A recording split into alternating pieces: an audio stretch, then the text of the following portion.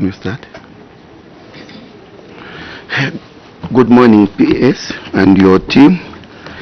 We'll continue from where we left things yesterday. But before we continue, let me take this opportunity to confer you with immunity in accordance with Cap 12 of the laws of Zambia. This means that the information, but you have to ensure that the information you give to this committee that will ensure that the information that you give to this committee cannot be used against you outside Parliament or indeed any other course of law, as long as you are factual. However, should you deliberate or willfully mislead or misinform the committee, the same law can be used against you in the course of law. Yes, having said that, we'll continue from where we left yesterday. Honorable members, we started the questioning our witness, so it's just a continuation. So let's proceed with the questioning.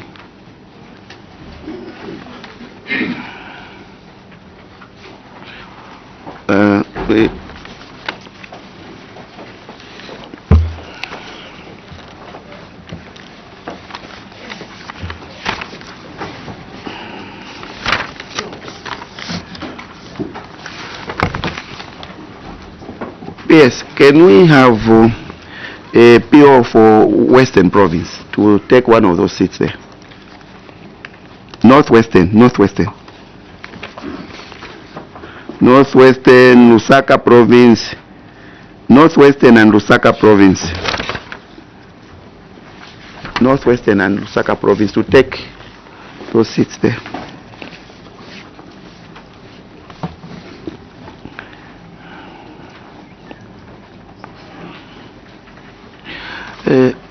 Yes, the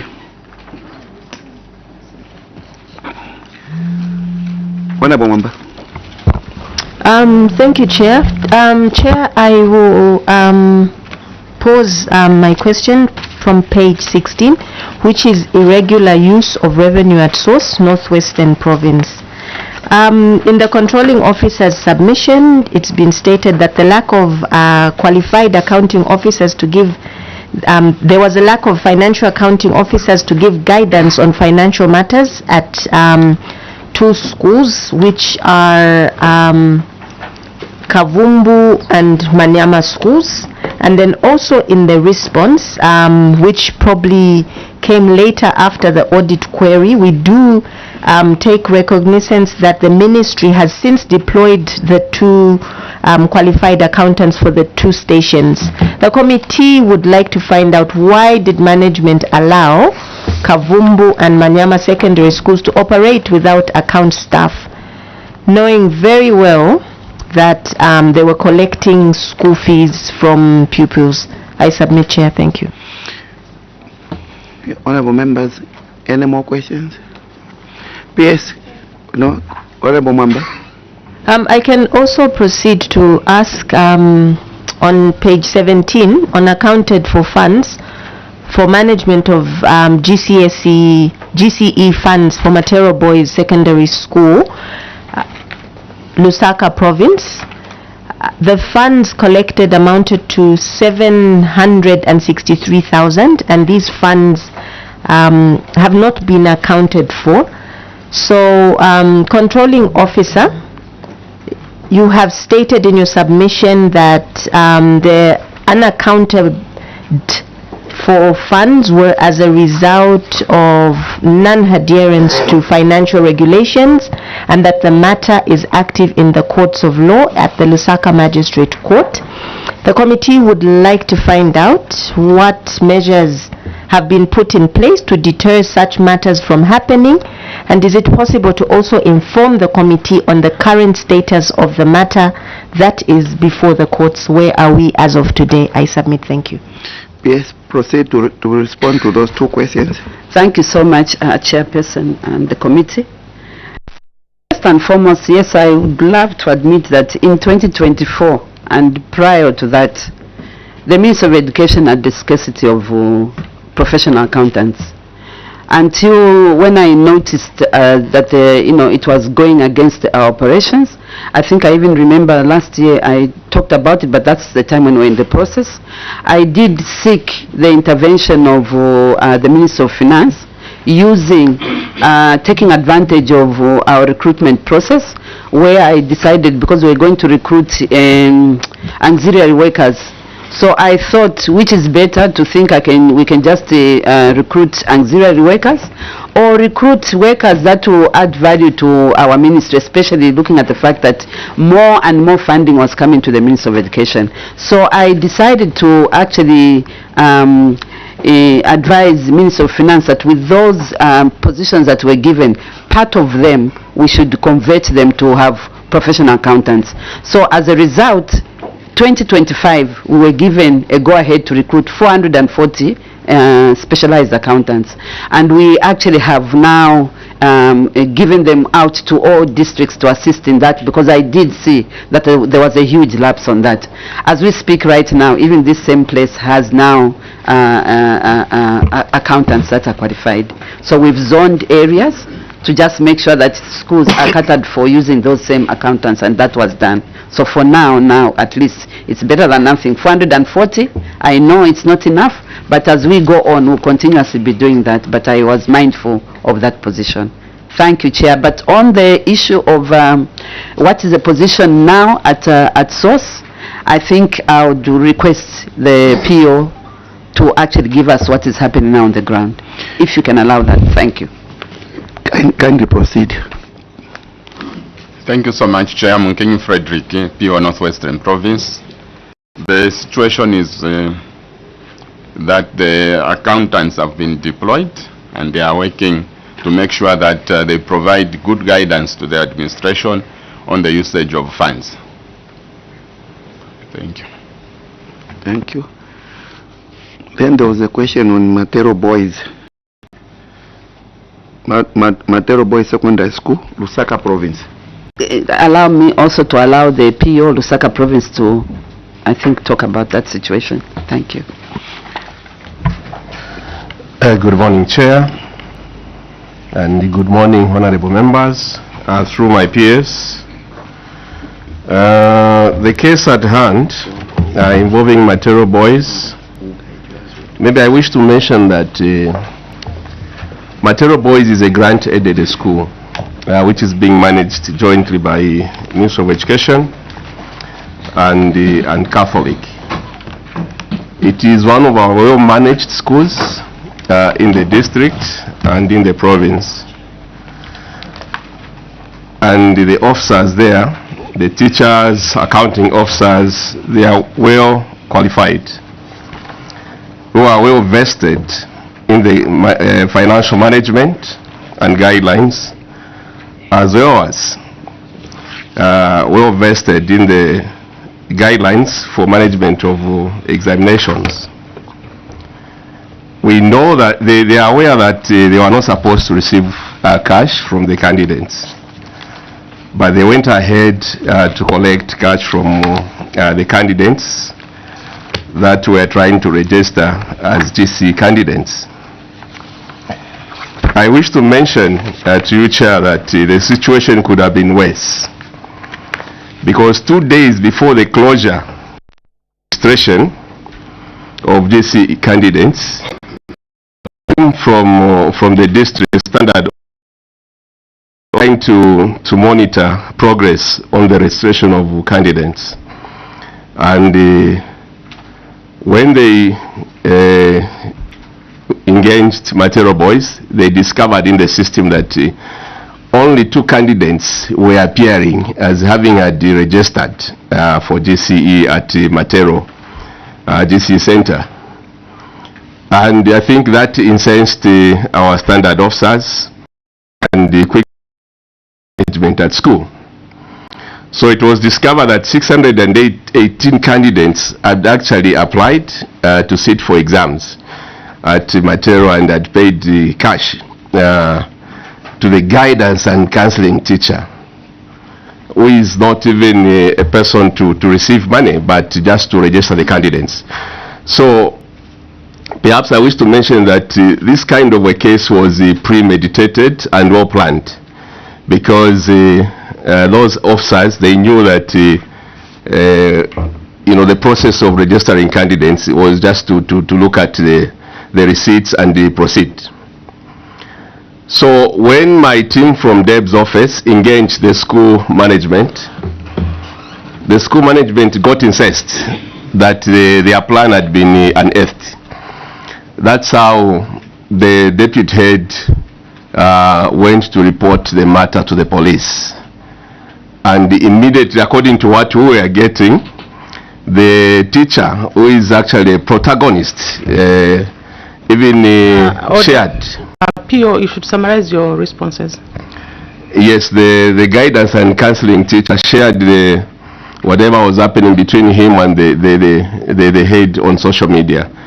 And I think the police came in and picked them. So administratively, the DEB's office charged the whole team that was managing GC exams at the center. And before we could do, and suspended them, by the way. And before we could proceed with further investigation, the police came in and arrested the gentleman and the head teacher. So this case is in the courts of law. Just 2 weeks ago, I think there was continued appearance by the person who got the money. But I wish to mention that the candidates were allowed to register, because the running agents, the Catholic, they came through to support the school and paid the 334,200 for candidates to register for exams. I submit, Chair. Thank you. Honorable Member.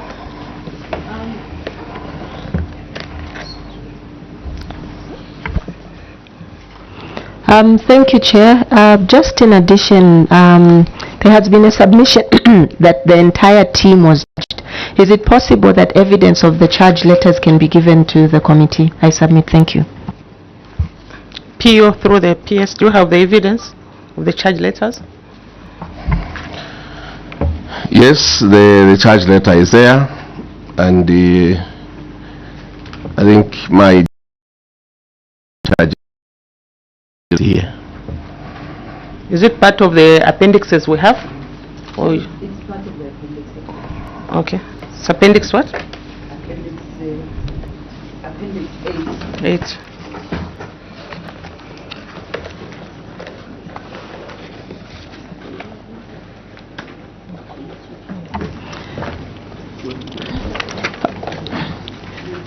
Thank you, Chair.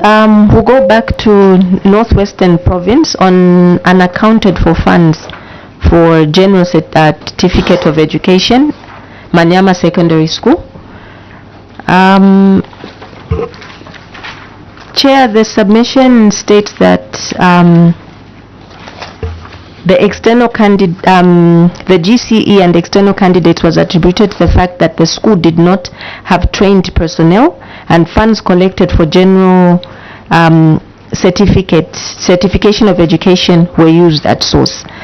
Yes, the controlling officer has stated that they have employed some accounting officers amounting to 440. Can the committee be advised on the appendix where the evidence of the funds that were used at source were applied on school activities? And for future, what actions have been taken to ensure that personnel handling funds in schools are equipped with relevant skills? I submit. Thank you. Honorable Daka. Thank you, Madam Chairperson. I'm making reference to, is it appendix number 8? You said number 8 on the charge letters. I'm on appendix number 8, Chair. I can't find the charge letters that have been referred to. There's just a letter from the court of law. Maybe we can be guided where the charge letters are. PS. I think I've just noticed. I've noticed, Chair, that actually what we've attached here is a letter showing the activities that are in court, but perhaps the PO can elaborate. I don't think this was attached in there. Maybe can just give us a guide. PO, you can respond to that. Yeah, thank We you had very- mentioned that the DEBS has it. Where's the DEBS? Thank you very much, Chair. What I wanted to just emphasize on that one is that when the police came in, I think we were guided that the case is now before the police, although we had administratively started the process of disciplining the culprits. We even suspended them. So before they could escalate it to DEBS and also through the channel, I think they were guided that for now the case is before the police, but they went on to charge the cops before I think the police came in. So the charge letter is with the DEBS. She's around here. DEBS. That's DEBS Rusaka? Yes, please. DEBS Rusaka, you can come and sit somewhere in front.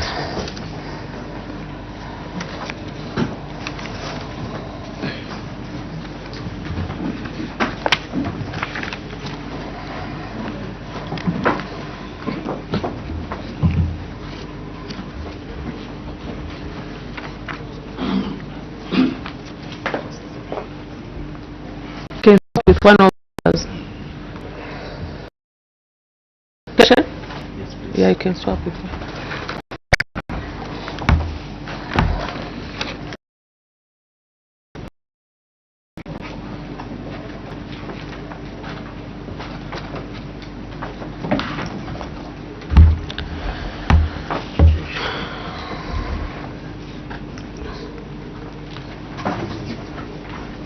But Debs, do you have the charge letter? Yes, please.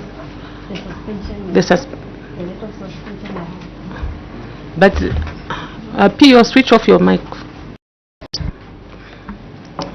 Yes, I have the letter of suspension for the 6 officers. But the question from Honorable Mwamba was to do with the charge letter, and the PO said that you have the charge letter. Immediately the case was put, it was taken to police. We couldn't charge them. We are waiting for the resolution of the court. But we went ahead with the suspension. So the time the auditors was on the ground, why didn't you give them the charge letter, the suspension letter, so that should be part of their? At the time, that side, they didn't engage us. They went straight to school. Meanwhile, we also because the activities were happening simultaneously. We are also entering the registration of the learners, and at the same time we are doing the investigations, and that's why we had to do the suspension, so that it will pave way for any investigations. There were many who were going there, including the police. Honorable Daka, you have a question? Switch off the mic, but Debs. But PS, there's a laid down procedure on how you proceed with the disciplinary action. How do we proceed with suspension without charging these officers? I submit, Chairperson. PS, can you respond to that question? In fact, even me, I'm just wondering, because first it's a charge. So the charge, exculpation, after exculpation, the suspension is a process after they've charged that matter. So then they would have arrived at a verdict that they should suspend. So I don't know what took place. PO, I don't know what took place, because you can't have a without a charge in the way you've rightly put it. PO. Thank you very much, Chair, and I wish to put it on record that when I came in a few months back now, I think what I had in mind was that procedure was followed. But according Order PO, this is a committee of facts. You don't need to have it on mind. You submit what was done, not what you have on your mind. That's why before you came here, you needed to talk with the DEPS so that you give the PS the correct information than what you are thinking on your mind. This is an official issue. So PO, can you tell us what really happened? Thank you very much, Chair. For me, Chair, like I think maybe some kind of a mix-up. When I inquired about the same issue with my debts, I think what they had in mind was that the letter of suspension of the officers was a charge letter.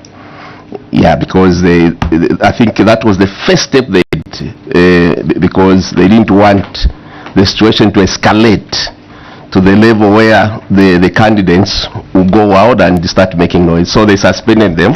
So by implication, I think that's what the Debs thought, that that was a charge. I submit, Chair. Honorable Mamba. Chair, the PEOs seems to not add up, and probably from the submission, issue is actually not even doing this committee any justice, because there seems to be a lot of hidden avenues that seemed to have transpired. Can the PO bring us to speed? What is the current position? The police report, the court cases, the charge letters, the leading up to suspension, and also from where I'm sitting, can the committee be given the evidence to show that those same suspension letters were served to those that were found wanting? I submit. Thank you. Thank you. PO, Honorable Mwira. Thank you very much, Chair. And Chair, the response from the PO is very worrying, because these are administrators, and to rise to that level, someone is well vested in human resource matters, administrative matters, and everything else. So if this committee can be told someone was just suspended without being subjected to the due process, I cannot believe that. So we just need to be told the truth. At least you cannot. This is why we expose government to litigations and costly separation costs or reinstatement, because someone cannot be suspended without being subjected to the due process. And PO, you are very much aware. Just tell us, what was the basis of suspending someone whom you have not charged, whom you have not given a chance to be heard, not exculpated themselves or given that opportunity? You just suspend. You are risking public funds further, because if you are taken to court that they suspended me for what I don't know. So just tell us exactly what happened. This is an issue that we should not even take too long to discuss. At your level, PO, then you may not be sitting in the right office if you cannot explain to us the disciplinary procedure. How many of such things are happening? I submit, Chair. PS, can respond. PO, switch off your mic. Chair, I think I don't want them to start belaboring on matters that are obvious. I think just speaking for the ministry, I'm finding the whole process a bit wanting. Ideally, the procedure should have been, and they shouldn't have excuses. Both of them I know, but I don't want to defend. I don't like such situation that I'm new, because records ought to be found when they are coming in new as they are. But ideally, what should have happened is that first and foremost, charge letters. From charge, they will exculpate themselves. After exculpation, then you look at it and see how the exculpatory statements are. Then you call for a hearing. And it's at that hearing now, evidence is adduced and everything, and then they'll reach to that position where they'll say, we now have reached the point where we need to suspend these people to pave way for, the process now to take place. And if, in the manner I've heard, that the police came in to actually, intervene in the matter, yes, at least we should have been now told that we had to stop to allow the police to, otherwise in court they would rather face administrative process is done. But if the court the police come in, then at that stage you should be told that we had to now reach a point where we allow the due process of law at court to take place. But from what I'm hearing, there's a little bit of a mumbo jumbo of issues, and I don't want this to just continue. I don't know what has been happening at that office, but otherwise this should have been the case. So we should have had, in the way you've put it, charge letters, exculpatory letters, and then the process to show that it began or didn't begin. I thank you, Chair. Honourable members, I think we'll do our own recommendation as a committee on this matter. Yes. Honorable Mkumbi. Thank you, Chair. Let me drive the PS to page 21. PS, you signed a contract in 2023 with the Chitemax. Is it Chitemax or Chitemax? I don't know, but something like that. Investments. Are we there? Page 21 of our... Page 21 of your memorandum. Yeah. In 2023, you signed this contract. You paid them in full. You paid them in full. I don't know whether due diligence was done on a particular company or not, but you trusted them. They never delivered. They never delivered, and the ablution block hasn't been completed. The sick bay not completed. Are you following that matter? Sick bay not completed. Order, Honorable Mkumbi. Honorable Daka. This was done yesterday. Okay, so was it responded to? Yeah. Okay, thank you. I'm told it was So, done Honorable yesterday. Daka, go to which one? Honorable Muira. Thank you very much. Progress, page 22, referring to the Lusaka province construction of additional structure, Likasa Boys Secondary School, Kafiwe District.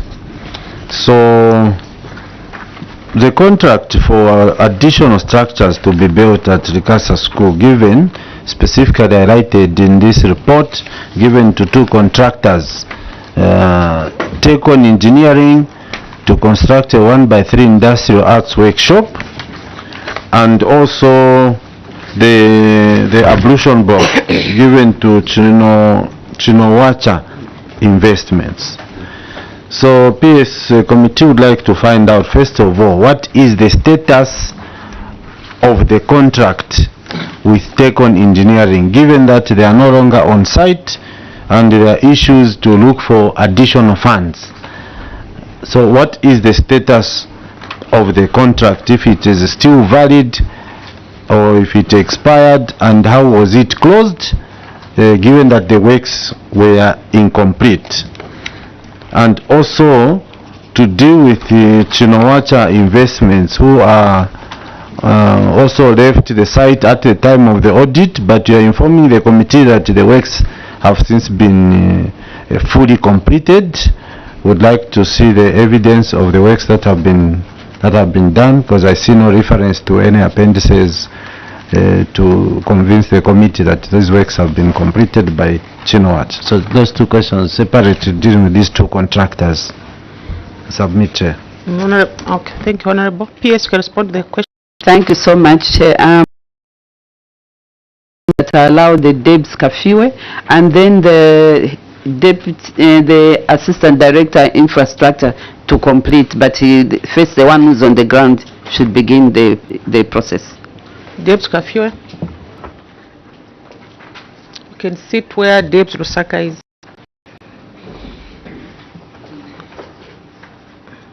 And the infrastructure, where is it? Okay. Honorable Daka. Thank you very much, Madam Chairperson. The controlling officer submitted on the same, that is Likasa Boys Secondary School, that there was the project encountered delays, significant delays due to cost overruns, which came from unforeseen conditions on site. Controlling officer, before undertaking any project, we as a committee, we believe that there should be some feasibility studies that should be done that would lead into designs who by the end of the day, the designs are going to lead into costing of the project. The committee would want to find out what exactly we call these unforeseen circumstances, because we presume that before you undertook this project, all these three stages were undertaken, which told you exactly how much the project could cost. So what are these unforeseen conditions that we're talking about here? Because there should have been a feasibility and a site visit too, or a reconnaissance. You need to go on site first of all to see every condition which is there prior to you to coming up with the costings. What are these unforeseen conditions that we're talking about, which were not seen at the design stage? I submit, Madam Chairperson. Honorable Mwira.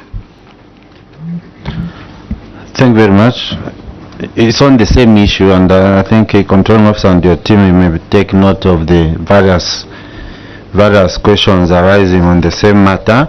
I don't know this one if AG may also come in with this question, because I'm picking it from the build-up to the finding. So the school received 4.2 million kwacha from the Ministry of Finance for the construction of additional structures which have been itemized. Now the table, I'm looking at table, page 22.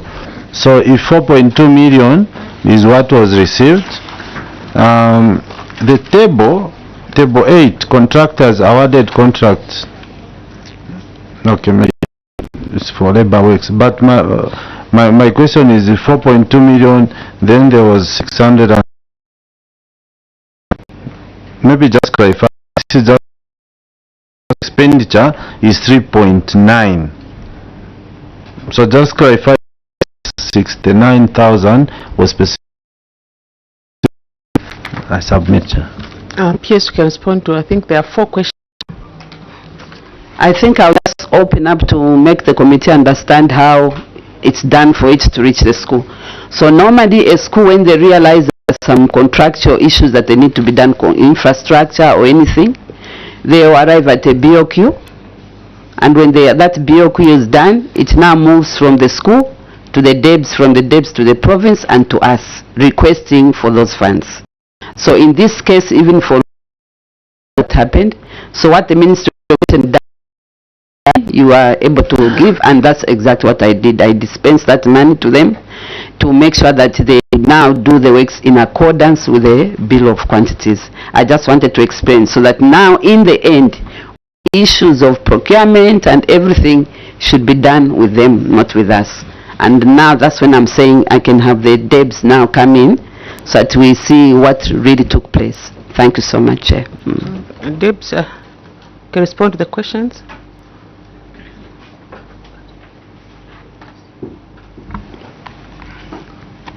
Thank you very much, Chair. The CASA Boys Secondary School, which is in Gafet District, was given the said amount of money to construct a 1x3 classroom block, which is at now completed, the dormitory completed, the ablution block completed, but the industrial arts still has some works still remaining. Plastering both internal and external was done, wiring done, window frames fixed, and some other many materials are on site, except that the contractor is not on site. Reasons being that due to some extensive work that was done to stabilize the workshop, the contractor incurred about 90,400, which is supposed to be paid, and he left aside waiting to be paid this amount of money. And the school has applied for additional funding to the ministry, which we are waiting. I submit.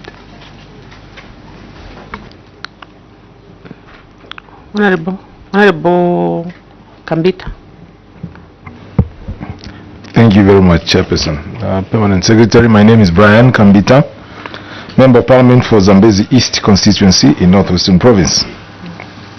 I just want to find out, I can see here the problem is that there has been BOQs which were submitted and financing was based, and then there is a problem of an overrun in what is required, the actual when implementing.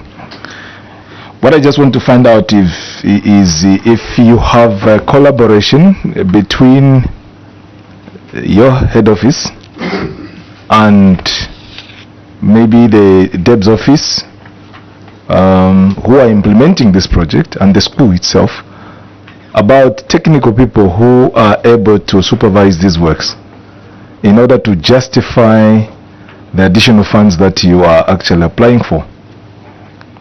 Because it will be difficult for your head office to finance without a proper justification of why you have overrun.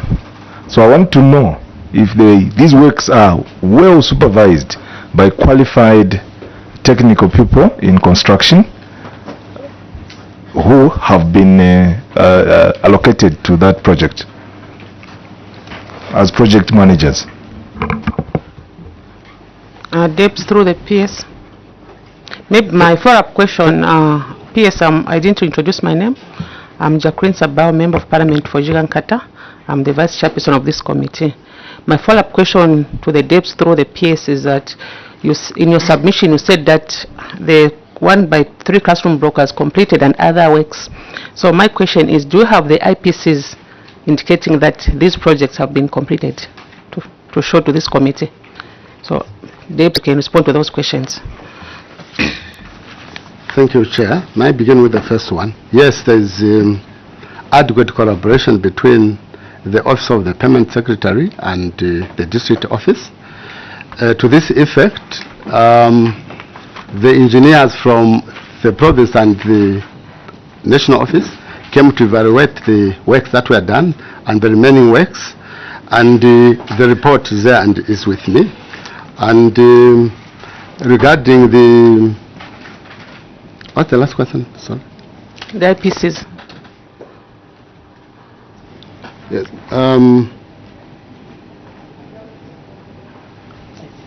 Completion certificates. Yes. The works that were done, this contractor was paid on at every stage, and the certificates are there. Thank you. Thank you very much, ma'am. There are several questions that haven't been answered. We are talking about a cost overrun here. So we want to find out what informed this cost overrun, because you are referring to unforeseen site conditions. When we know that before you can even engage, first of all, the first things that have to be done, feasibility on site, what they didn't see when they went for the feasibility that came much later and justify a, well, they did a feasibility. The designs is the one actually that generated the cost now. So what are these unforeseen circumstances that you didn't see at design stage, that you could only see much later when you are executing the project? That's what we want to know. Pierre, can respond to the question? I think at this stage, because it's laid the foundation, the engineer himself comes in to look at that technical aspect so that they give the answer to that, because they work hand in hand. Okay, the engineer can respond to the questions. Thank you, Chair. Through the PS, my name is Alwendo Habanti, Assistant Director Infrastructure. So when the school had requested that they needed to do additional infrastructure, the district office through the DEBS and the building officer, in collaboration with the provincial office, basically are the ones who come up with the actual infrastructure which is required at each school. And I don't want to give assumptions. The designs at the head office, because we have got standard designs for ablution blocks, for classroom blocks, that are supposed to be done. The actual site conditions basically are given by the people who are on the ground. So when this BOQ was being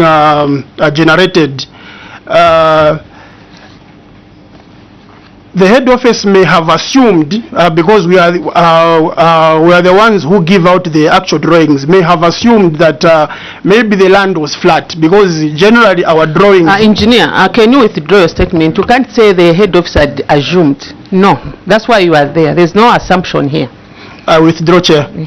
What I can say is that we produced drawings and to the provincial office, which went down to the district office, the drawings which are supposed to be used for construction. So basically, the BOQ was generated using those drawings. Categorically, to answer Honorable Daka's question is that, truth be told, the reconnaissance survey may not have been done. That is what led to the cost overruns. I submit, Chair. Honorable Mwira, then Honorable Mkumbi. Switch off your mic, Engineer.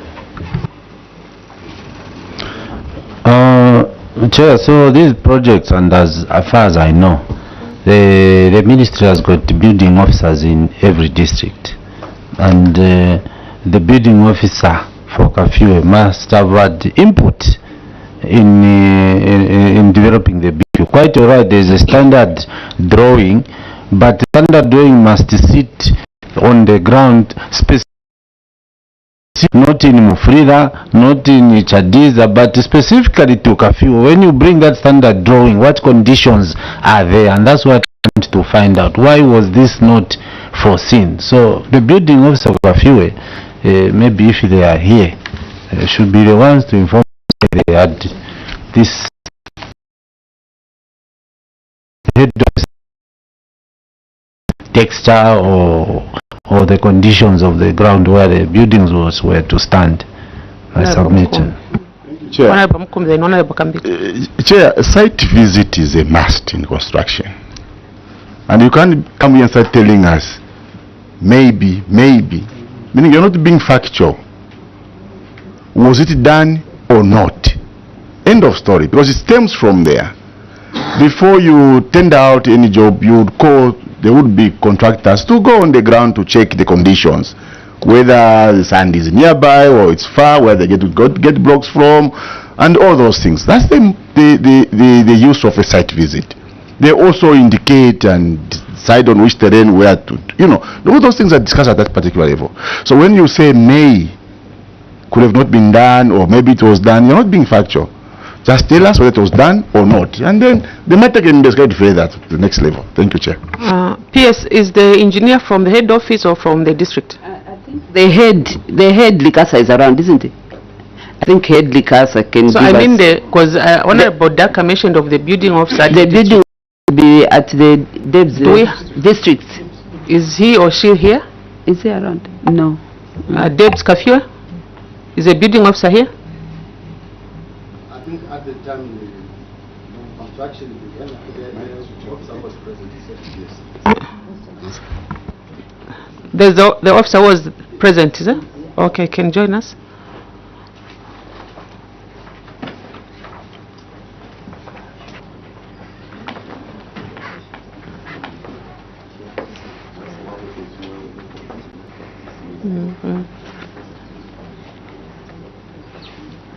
That's a building officer. So building officer can respond to our questions. I think you were following how members were asking the questions.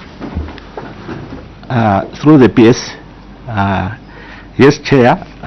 The time I came to Kafue, I found that this project was in progress, and I discovered that there was some materials which was under budgeted for the reinforcement of the foundation. I submit. Honorable Kambita, we conclude on this matter. Yeah, Honorable. Thank you very much, Chairperson. I think my question will be more to wind the whole debate. I'm trying to find out that we are where we are now. We know the bottlenecks that we faced about this project, what was done and what was not done and the like. Now, we are at a stage where a contractor is pushed in a claim and is not yet paid. because the PEO, who is also here, has not approved that claim. So we need to ask the PEO, are you approving this claim with the justification presented by the technical people? 2, how do we intend to complete this project? Because you're asking for more funds from the PS, who is also here. At the end of the day, what we are looking for ourselves is this project should benefit the people we represent. So what is the status going forward for all these stakeholders who are here? Are we going to approve that claim? Are we going to give extra financing to have this project finished? I submit. Some question? Honorable Mwira. Chair.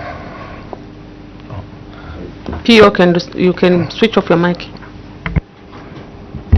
Yeah, so thank you, Chair. So that Honorable Kambita's question brings us back to the beginning as they respond. What is the status of this contract? Thank you, Chair. PO can respond that. Chair, thank you very much.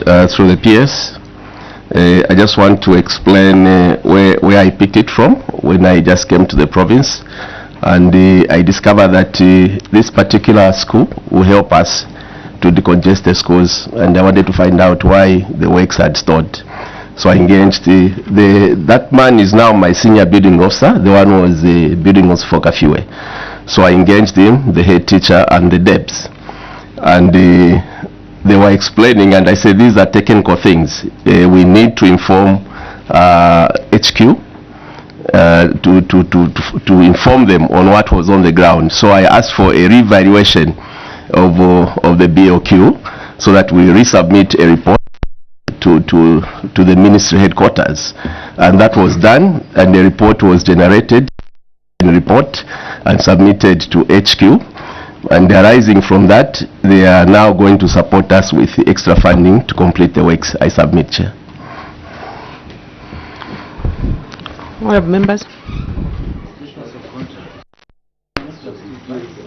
is the contract still valid? This is a labor-based contract, and it is still valid. We have the materials at the site. It's just a matter of remobilizing labor. I submit. So when was the letter written to headquarters? Was it after the auditors came? Because you needed to give this information to the auditors. Chair, like I mentioned, I came in when the auditors had done their report, and the letter was done after this report from the auditors. I submit. So do you have that letter? Yes, Chair, I submit. Where is it? So you can give the auditors just to have a look at it. Honorable Daka. Thank you very much, Madam Chairperson. PS, the committee will just want to find out in percentage term the budget overrun, because this is very important. It's very important. What is the budget overrun in percentage term? Through the PS to the engineer. Thank you, Honorable. Through the PS, the budget overrun, I think, is determined by the senior buildings officer, because he's the one who went on the ground and did the revaluation. So I think is in a strong position to give an accurate answer. I submit, Chair. Engineer, you came here to give us answers. You are the senior person from the building department. Hence, when you are coming, we don't want hearsays. You need to have documents which were supposed to be given to you, so that even if you are not part of Kafiwe, you are able to respond using the documents given to you. That's how we operate here. So if you don't have the document, it means even the building officer doesn't have. Then he should just give us the numbers from his head. Do not accept. So building officer, can you respond to the question from Honorable Dag?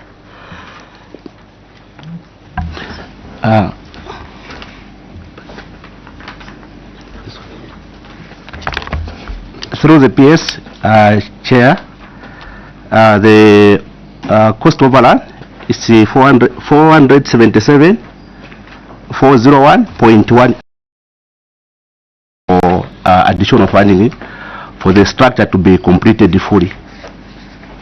I submit. He asked for the percentage.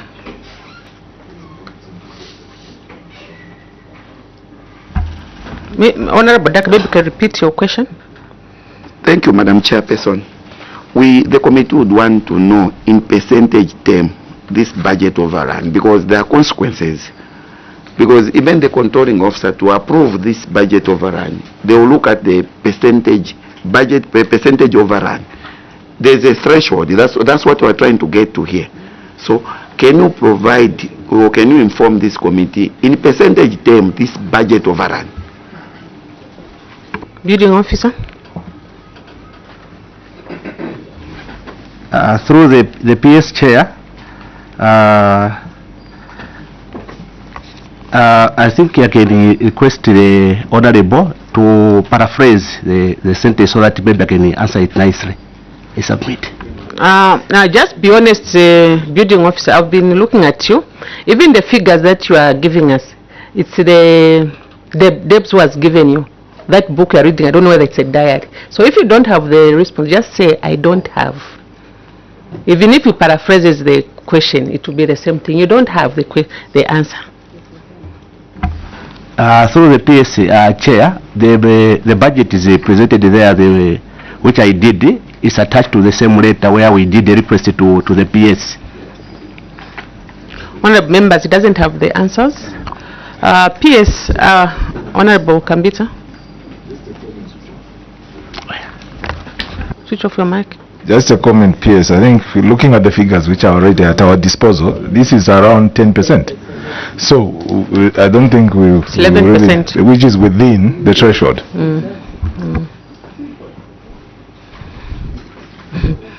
So, yes, your officers, they always have a challenge in responding. So, honorable members, let's progress. Failure to maintain properties. We got to. So we got to which one now?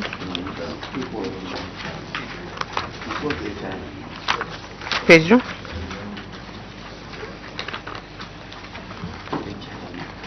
Page what? Chair. Page what? Honorable Wamnyim. I just want guidance. We're going to reach. I wanted to interrogate the management of support services. Yes. That's page 29. Yes. Controlling officer.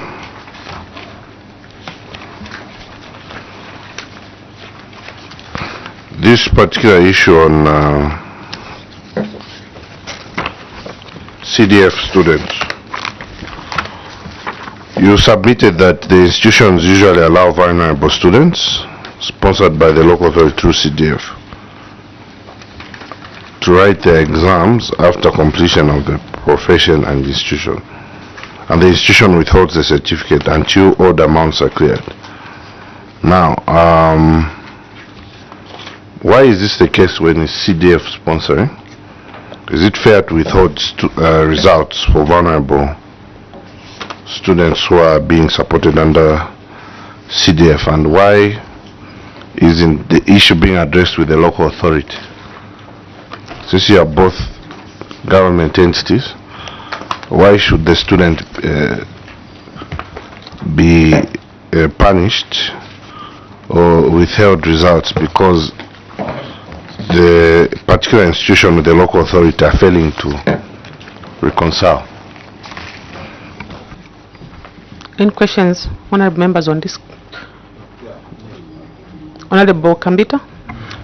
Just a follow-up, Permanent Secretary. It's a well-known fact that CDF will be disbursed as appropriated by Parliament. And once appropriated, there are mechanisms of sharing out this CDF, and this money will definitely reach the user, which is the schools. So in my opinion, denying the student results just because there is a delay in the school receiving the money for the sponsored students is a bit unfair, because it will definitely come.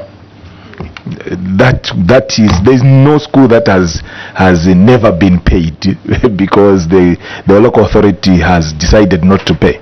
As long as records are clear, it will definitely come. There's just a delay.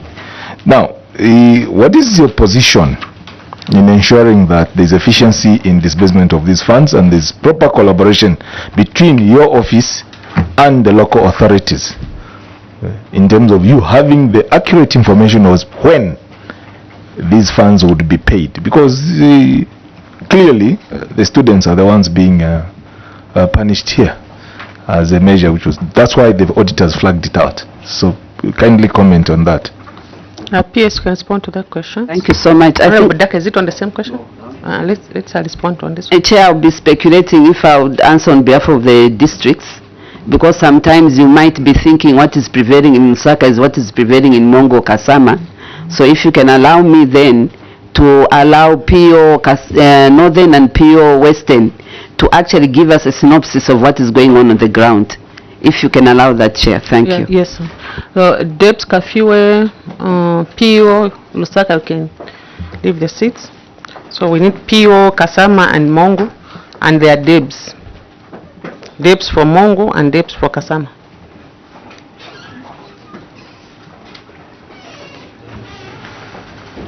Chair, even the principals, because they are here, they are right at where this is happening, the principal for Kasama and the Mongo. Okay.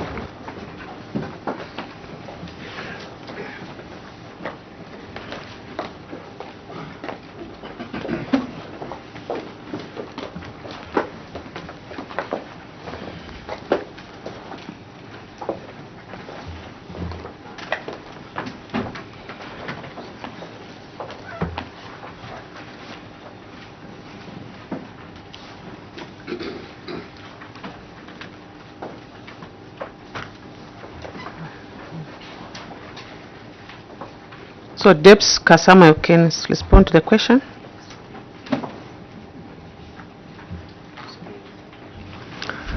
Thank you, Chair. Through the PS, allow me to, Mr. Naomlambwa, the Provincial Education Officer for Northern Province.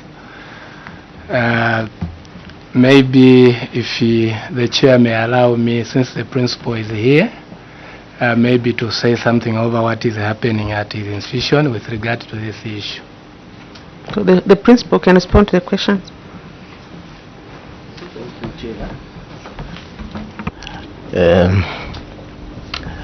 The issue of uncollected revenue basically stems from the fact that we have vulnerable students who wish to get that necessary education. But what we normally do is that we allow them on the basis that they write commitment letters to finish paying the user fees. We also have those that are being sponsored by various organizations. The delay in those organizations paying those fees actually is what lead to this uncollected revenue. It's not that we are about punishing the students, but we also want to indicate that we want to afford the student that's necessary education. So we allow them on the basis that they write commitment letters to the institution, that by the end of the time they will be finishing, they will be able to pay the required user fees. I submit, Chair. There, as a follow-up question, Principal, the commitment letter is written between the college and who? And the student. But who is the funder? For us, we don't have CDF students, because in education we don't have CDF students, but we have those that are being sponsored by other organizations like CAMFED, KGS. We also have Zambia Scholarship Fund, and we also have students that are self-sponsored students, and mostly it's arising from those students who are self-sponsored. Our catchment area is where we have peasant farmers, and they rely on the payments that are made by wherever they have supplied the produce. So they put in commitment letters and we allow them to access that education. So the students who are involved in this query are self-paid? Self-sponsored students. Okay. No CDF. Honorable Kambita? For Kasama College. Switch off your mic. Honorable Kambita. Thank you very much, Chairperson. I think Controlling Officer, I'll refer you to page 29 in your own submission, and I think the third paragraph from the bottom, which says the Controlling Officer's submission, the committee may wish to note that the institutions usually allow vulnerable students and those students sponsored by the local authority through CDF to continue learning and write their exams. And I think this is where we picked it. And I was just thinking, I was chewing the card actually when I read this statement, because it's an anomaly. CDF does not sponsor for career professions like education, nursing, and so on. So now, I don't know why CDF was mentioned by the controlling officer in this aspect. There's been outliers in these things, but we need to know which one is specific and which committee had actually approved this to sponsor students who are learning in the College of Education. What program? Because it doesn't fit in the scope as authorized by the CDF Act. Before the PS responds, principal from Western Province, from this query, do you have children under CDF? So that we make follow-up questions connected to Kambita's questions. Thank you very much. I'm Mwala Kwalela Barbara Nyambi, Principal, Mungu College of Education. Just as my colleague from Kasama has alluded, same thing applies to Mungu College of Education. We don't receive anything from CDF. Okay. Yeah, so PS, so this submission, PS, you need to withdraw it. It was just a serious oversight. In fact, I'm just being told now that it was just a mistake that we included. Maybe when we saw vulnerability, we took it, CDF was there. It wasn't there. Okay, so this submission has been withdrawn. So progress, it means this query, AG, you can guide us. Thank you, Chair. In this case, it hasn't been responded to, so it hasn't been addressed. So since there's this withdrawal, we have just to encourage the PS office to, as well, they are going to make them some subsequent submissions for the next, maybe updating the Treasury minute to look at this case. We haven't concluded it.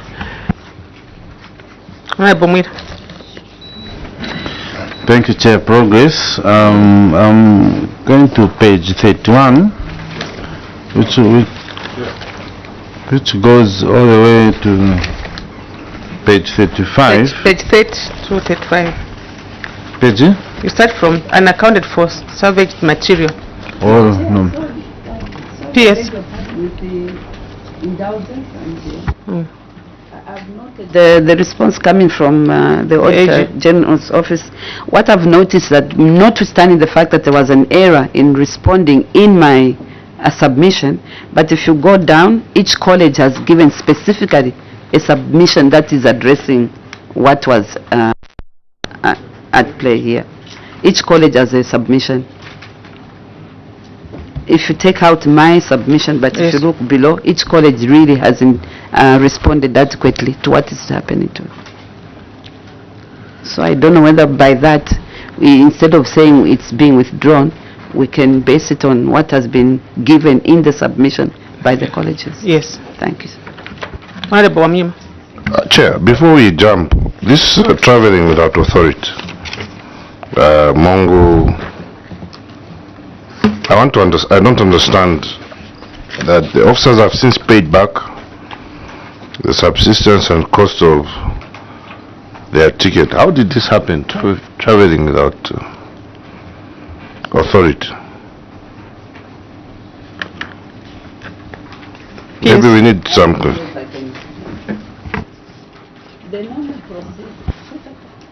Chair, the normal procedure is that for all government officials, you cannot leave your station without a go-ahead by Secretary to the Cabinet's office.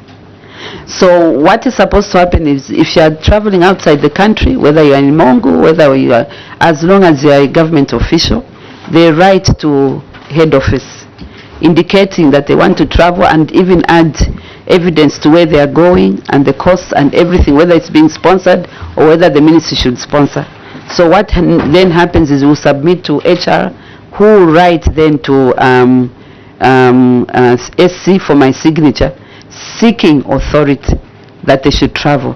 And there they even indicate if it's being sponsored that the only thing that they'll be allowed is an amount commensurate to that, or if the ministry is sponsoring, we indicate that we are going to actually foot those bills. But in this case, they just took off without that authority. I think she's there to even substantiate what I'm saying, whether it's right or wrong, but what we know is that they did without doing all that. They left, maybe assuming that the college is on its own, but that's not the indication. Thank you, Chair. Principal Mongo, College of Education. It's very, very unfortunate we were actually given authority. And even when the auditors came, we showed them 3, 4, 5 times. And I have that evidence. Authority given. I have it in my bag. I can bring it as evidence. But you gave the auditors the... Yes, we did. Even at PO, when they asked for the 3rd time, we did. I have it in my bag. I kept on showing them, but unfortunately, they didn't want to listen. I have carried it, and that's why I've not made Order, AG. I have it. Chair, through the PS office, if at all there was the authority, I think we need to just reconcile with the office of the PS so that we establish why this matter is like that. Thank you. Okay. So it will be reconciled by the AG and the office of the PS? Honorable Wamnyima. Chair, where was this, since they've paid, why have they paid if they had authority? Why have they refunded? Through the PS principle, if you had authority, why did they pay back? As earlier on said, it was shocking. We showed them 3, 4, 5 times, auditors general, even at the PO's office. So there was that noise, no, you are not given authority. I kept on back and forth, and I showed them. That's the more reason why I've carried it in my bag. So we said, what can we do? Can we pay back, young man? That is exactly what happened. That's the truth. I have carried it, the authority. Okay, Principal, you can get your documents from your back. However, I want to find out what informed the controlling officer to give us this ambition. As she said, it is regrettable that 4 officers and service providers traveled out of the country without authority from the sector to the cabinet. However, the officers have since paid back the subsistence allowance amounting to 51,128 that was paid to them to travel without prior authority. So now the question is, if authority was given, why this response? Why should people pay back when they were given authority? Chair, we compile information that comes from the province, and this is the information that Madam came to Principal, us. where is your authority? Yeah. Honorable Kambita. I think here we are dealing with a case where we are not having evidence. The response here now is the one which comes in question. The province submitted this information, but we have not seen any evidence that backs this statement that the officers have since paid. It could be one of those things where filling the blanks, where the province had just to give a submission because they needed to. Because if there is evidence to back the fact that I've shown it either through payroll or through other means. So for me, I'm looking for an audit trail which leads to this query and the action taken against this query. So let's see her documents. You can give the auditor.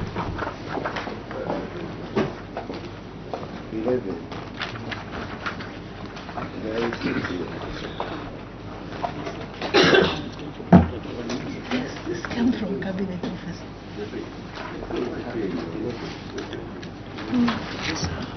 We need just to reconcile this, check the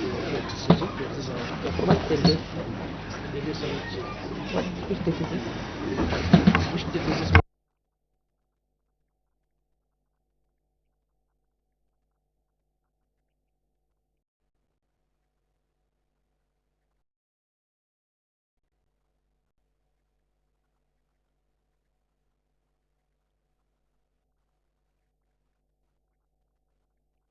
Okay, order. Maybe we skip this one. Yes, they will reconcile, then they'll get back to us. Honorable members, we go to the next query. Honorable Daka. Chair, at Appendix 12, we have all the evidence. For the same? Yeah, at Appendix.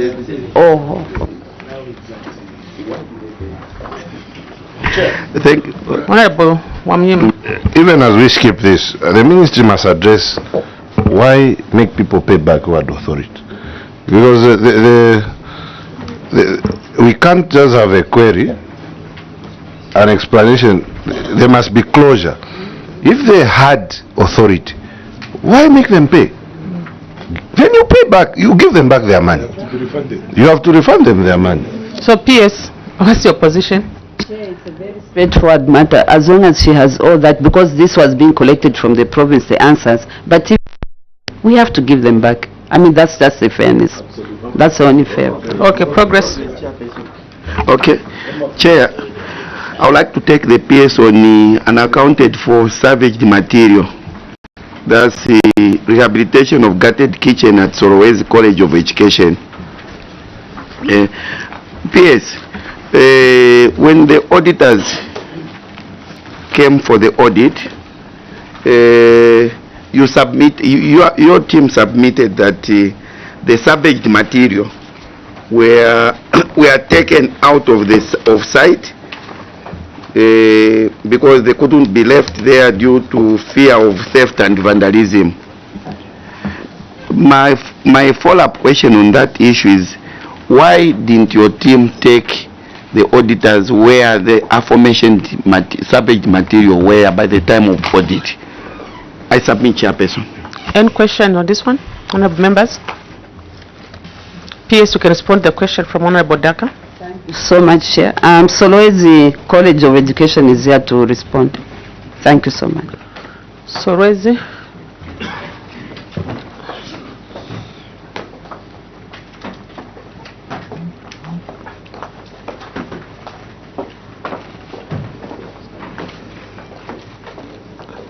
With the Northwestern Province PO. Thank you, Chair. Through the PSC, the auditors were informed that these materials were taken to the provincial engineer's office, and it was within range. I think they didn't request to be taken because the materials were at the yard, which is about 3-4 kilometers from the college, and the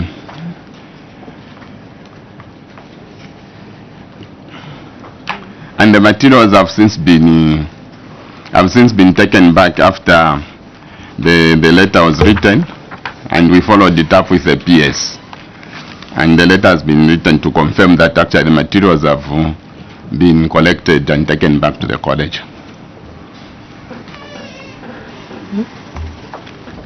AG.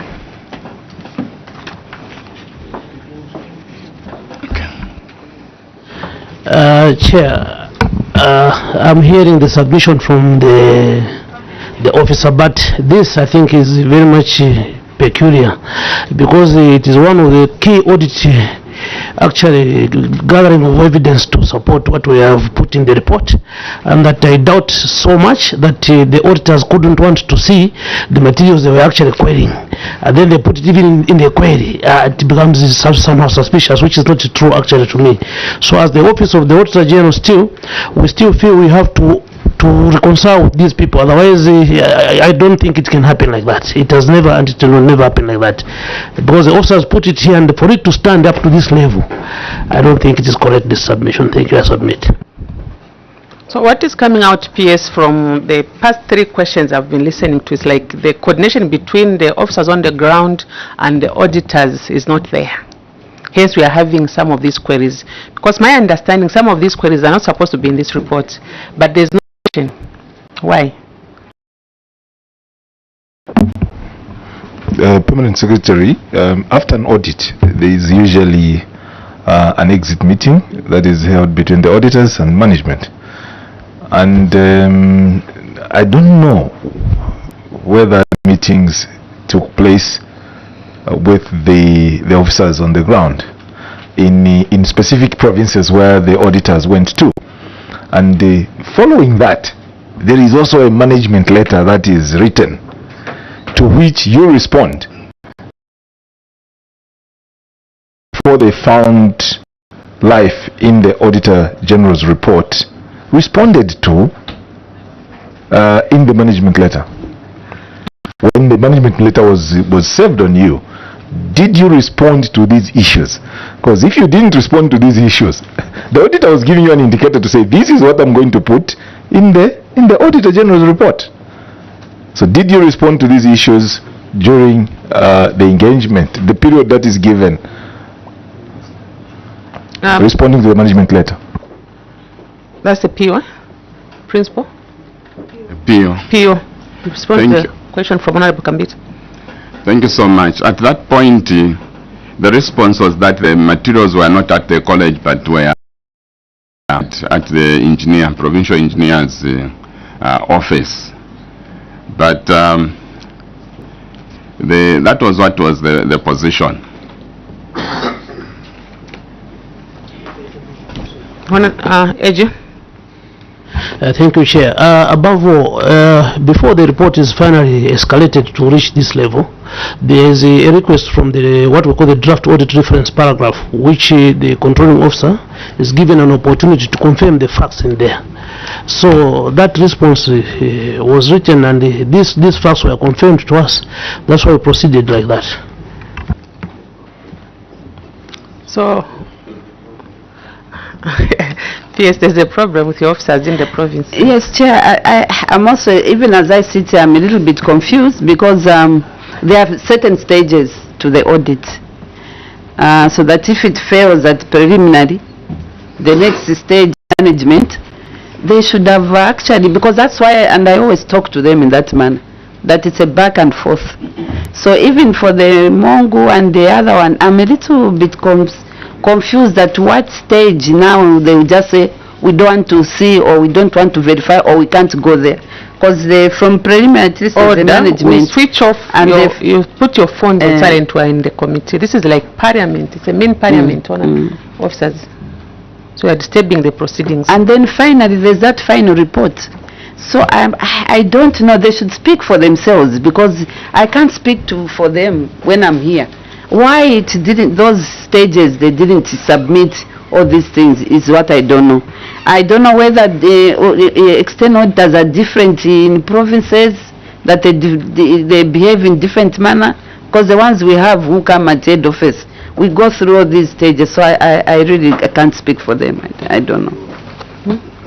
Do we have internal auditor for Northwestern Province here? No, Chair. Who did the audit for Solwezi? Because they are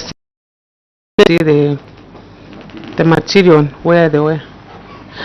Okay, Chair, I can just conclude because my colleague has just come in. The audit was done by our local office there, but the results for the audit were consolidated. So it is the office of the Auditor General which did the audit of the Solwezi, but the Solwezi local office there, the provincial office. So they are there, and these procedures surely they should have been concluded that time with the officers. They were just within their vicinity, and to reach this stage, surely no, I don't think it is acceptable. So you are saying the officers who did the auditing are not here? They are in Solwezi. Maybe they refused, because the PO is saying they refused to go on site. That's a submission. It can't happen like that. You are refusing on their behalf. You know, I am saying that because there was confirmation of the facts. Honorable Kambita? I think let me just be a little bit technical here. PO, during the audit process, you are written to, I think there are those, put them in inverted commas, the love letters you get. During the audit process, there is this, we want this. And when you reconcile it, it means it will not find itself in the management letter. It ends there. There are those during the audit process. And I think that engagement is done. Now, this is the time they are exiting. All the issues that eventually found themselves in the Auditor General's report were discussed with you at that meeting, and they appeared in the management letter. Now, your response to the management letter, did it include the fact that the auditors did not go to verify these materials? I think that is the issue we need to clear here. If that did not, if your response to the Auditor General's management letter did not include that particular item, then you cannot adduce that as evidence to say that they refused. Pio. Chair, thank you, Chair. I think what I said was that I don't think they asked to, I didn't say they refused. I said I'm sure maybe they didn't ask, because this audit was at the college. I don't think maybe they asked to go and do, and I didn't say they refused. Maybe they didn't request, but what responding was that the materials were at another place. They were not in our custody. They were under the provincial infrastructure engineer. That's the rehabilitation of the works.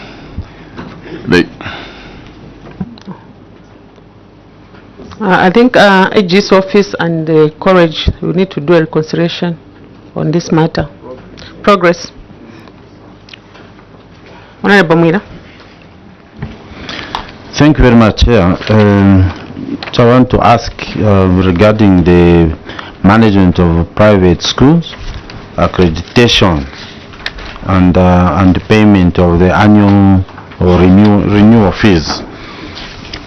So, PS, from the audit finding, the auditors have reported that 689 private schools, which they picked from the private teaching institutions database maintained at the ministry.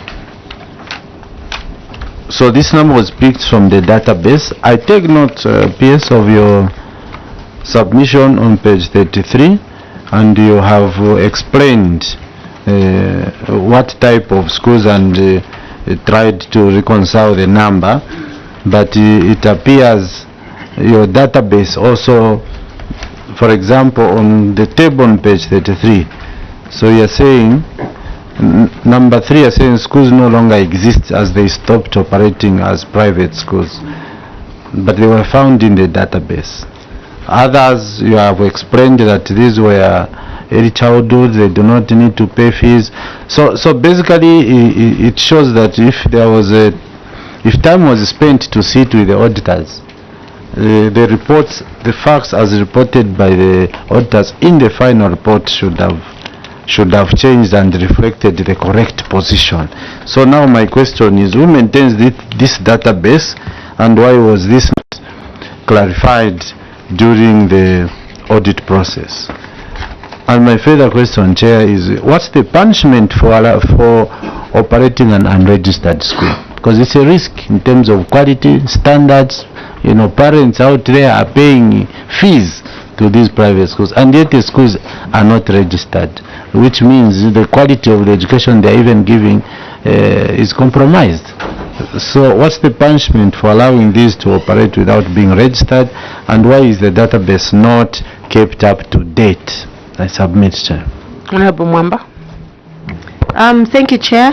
The table that gives us the status on the unregistered private schools, there is 252 schools that did not meet the minimum requirements, and controlling officer, in your submission you have stated that the schools were given 90 days ultimatum up to from 9th July to 6th October 2025 in which to meet the minimum standards and apply for the registration. So what is the current status of these 252 schools? I submit. Thank you.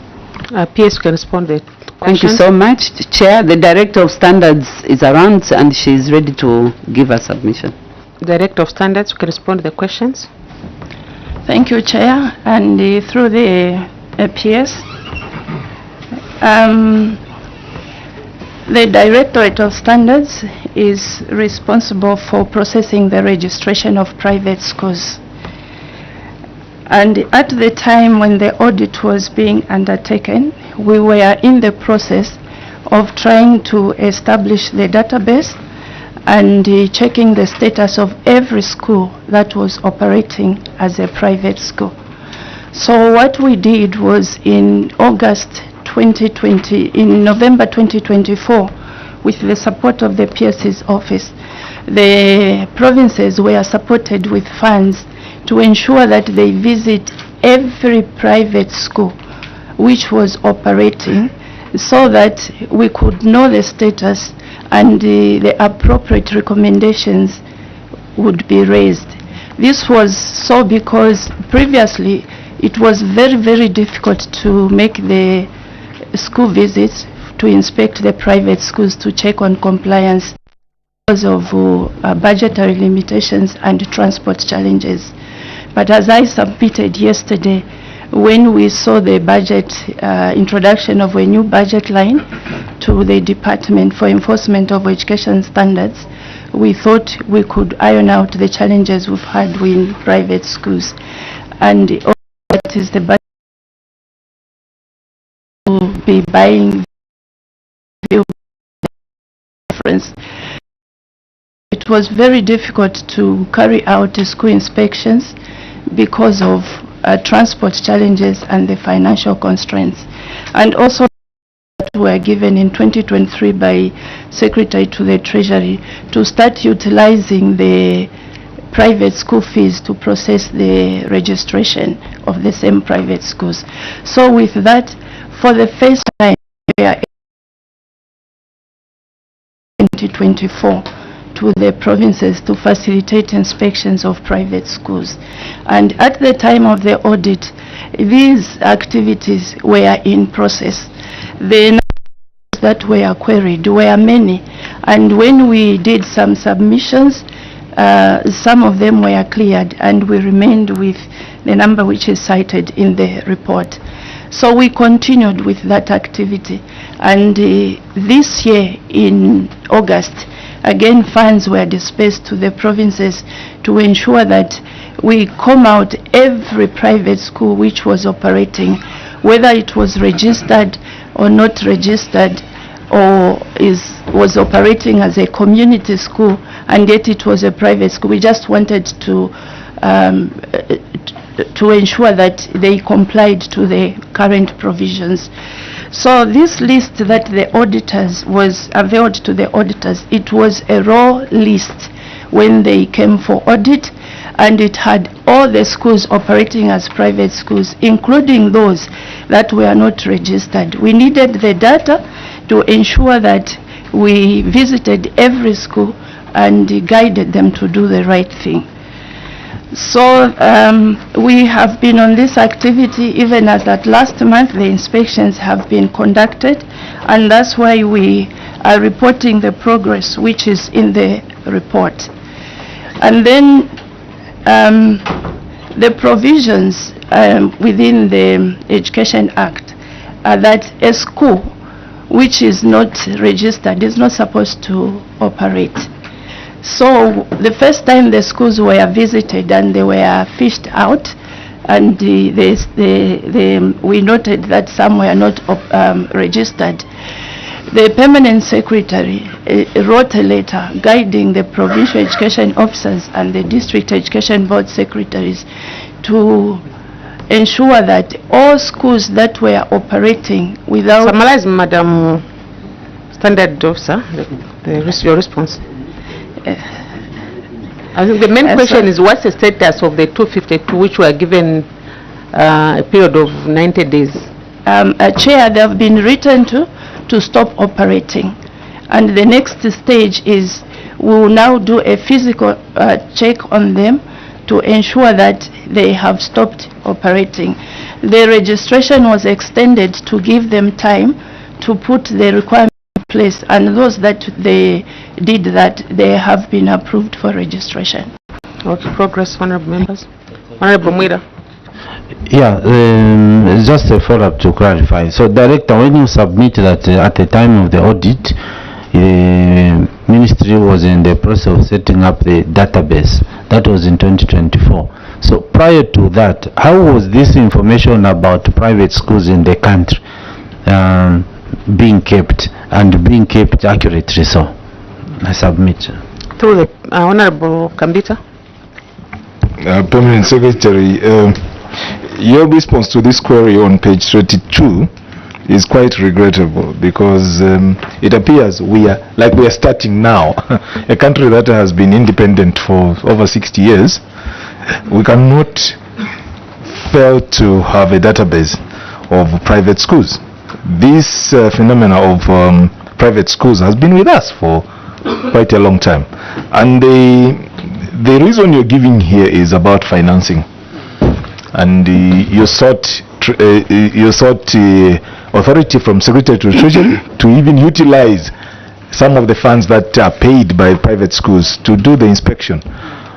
But again, you are only responding to this because the Auditor General has raised an issue. Over 600 registered and they are operating. Do you know what impact this has on the standards of education? And yet the reason being given here is about inspection. Some of these are within the vicinity of maybe Lusaka here, which might not require a lot of money. So do you think this really still holds? And you have attached importance to demonstrate to this committee that this matter is really a serious one, and this committee will get evidence from you that it's being attended to, and it will not appear anywhere in the Auditor General's future reports. We need that kind of assurance as a committee, because this is a serious matter. PS, proceed to respond to those two questions. Thank you, Chair. Again, Director Standards have the answers. Thank you. Director Standards. Thank you, Chair. Through the Permanent Secretary, the audit was done in 2025 this year, and we started this process in November last year, 2024.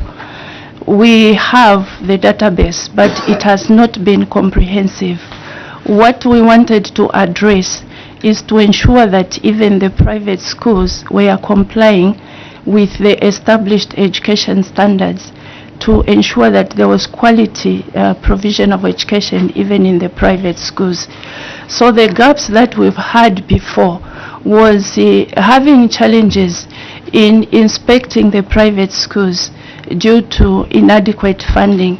It is a requirement within the registration processes that every school is supposed to be visited physically, and then an inspection report is raised, which is attached to the application either for registration or renewal of registration. Though we were doing some inspections working with the provinces and the districts, it was difficult to visit every school. So the support that we gave in November 2024 was to ensure that every school was visited. And we also were worried and had serious concern about the quality of education provided in the private schools that were reported to be operating, and yet they were not registered. It was an effort to visit every school, private school that was operating. That was in 2024 November when we started the process. Meanwhile, we had the database, but some schools would not even apply for renewal of registration and were operating. I think they could have taken advantage of the fact that we were failing at the time to visit all the schools. And the second facilitation which we did was in... Honorable Kambita. Honorable Kambita, you have what? Director, I think your response is enough, except I think I would ask controlling officer what enforcement measures you've put in place, because that's what will compel compliance. Without enforcement measures, compliance will be at will. When people want to comply, they will comply. When they don't, they get away with it, like the case has been. So what enforcement mechanisms have you put in place to ensure that this serious matter, which borders on the standards of education provided to our citizens, are actually enforced? Thank you, Chair, through the PO, and thank you so much for that question.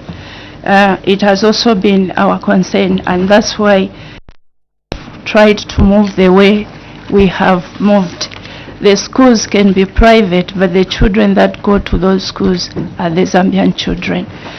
So what we have put in place, the fact that we were granted authority to utilize the registration fees, it means we'll continue supporting the provinces and the district to ensure that the private schools are. Okay. The witness is not answering the question. The main gist of the question is really compliance measures, enforcement, so to speak. Because there is a law that exists, and the auditor quoted the law. So read the auditor very well. The auditor referred you to the piece of legislation that demands that these standards are guaranteed. And now in compliance, to make people comply, what enforcement measures are you putting in? Because you are empowered by the law to enforce this law. Have you reported some to the police? Have you taken some to court? Or what have you done? What are you doing in order for people to fear that this is actually against the law? And Honorable, just to make a follow-up, in her submission, part of her submission, I've heard the standard officer saying that despite that these are private schools, the children who go to these schools are Zambian children. Does it mean that we need to compromise with standards because they are Zambian children? So you can respond to the question from Honorable Kambita. Thank you, Chair. What I meant by that statement, Chair, is that the education policy is not segregative for the children that go to public schools, community schools, or private schools. So they are supposed to comply in line with the policy and the provisions of education provision. I sincerely apologize if that was misleading, Chair. So you can respond to the question from Honorable Kambita. Thank you, Chair. The enforcement, they have been written to for those that were operating without licenses to stop operating. And the next stage is that we are moving into inspections to check if they have complied with the instructions that they will give. And if they have not complied, then we'll apply the provisions that are given in the Act, that these are supposed to be, I think the law is supposed to take its course.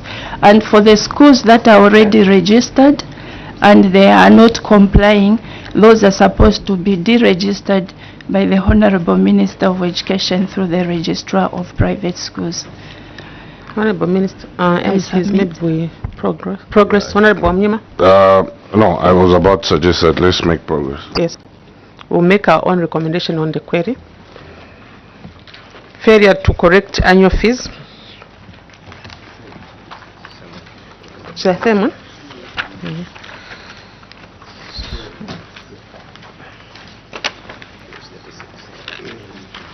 We go to 36. Management of pay law and personal related matters.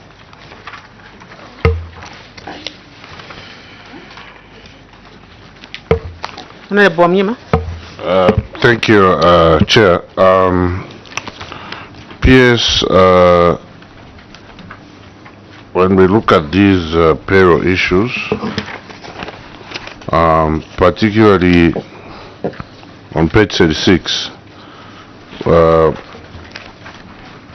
we note that there are teachers who have been moved to payroll areas where they are not offering services. What action has been taken on these specific teachers? I can tell because from this you're saying that PEMIC moved these payroll structures to schools without treasury authority, but physically existing within the district. Is there an action that has been taken to these teachers? Honorable Kambita. I think I'll build it up to what the reality shows. I'm aware that teachers are moved from one point to the other administratively, and probably this is what brings us to where we are, where you find somebody's drawing a salary from a different pay point and is actually working from another.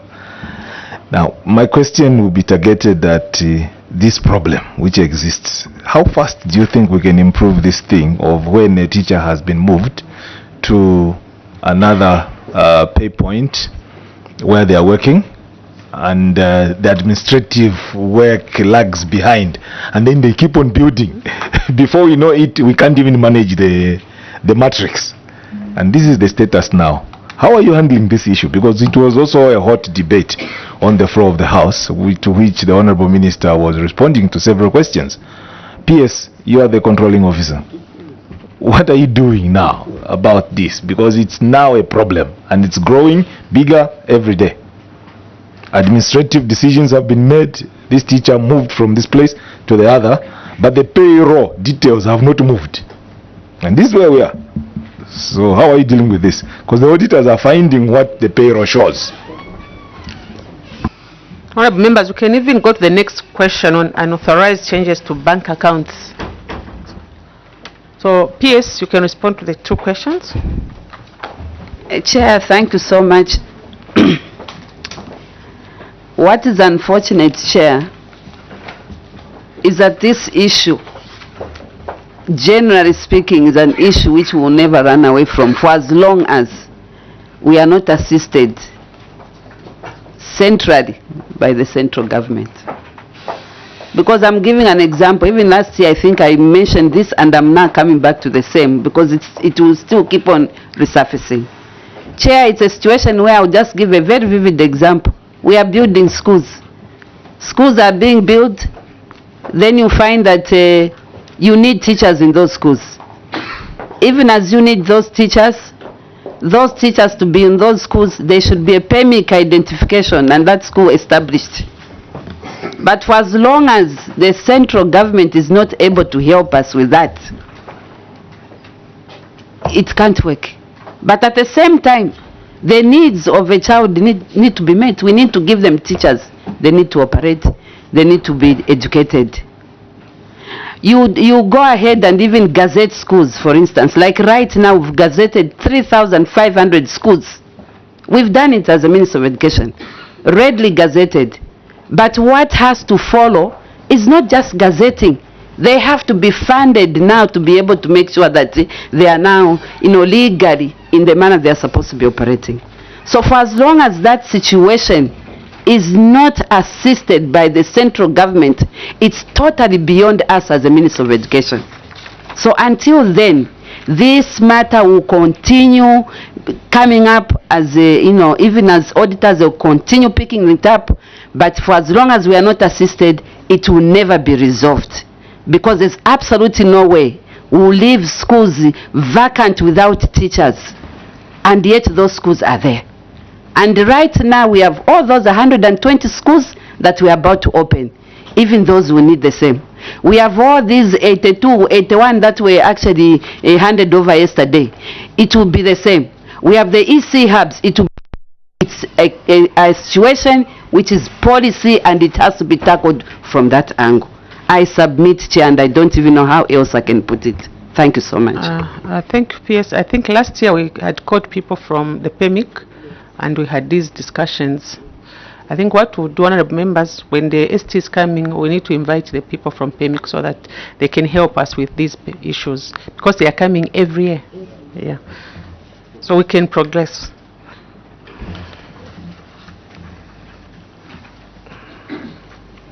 Unauthorized changes in bank accounts.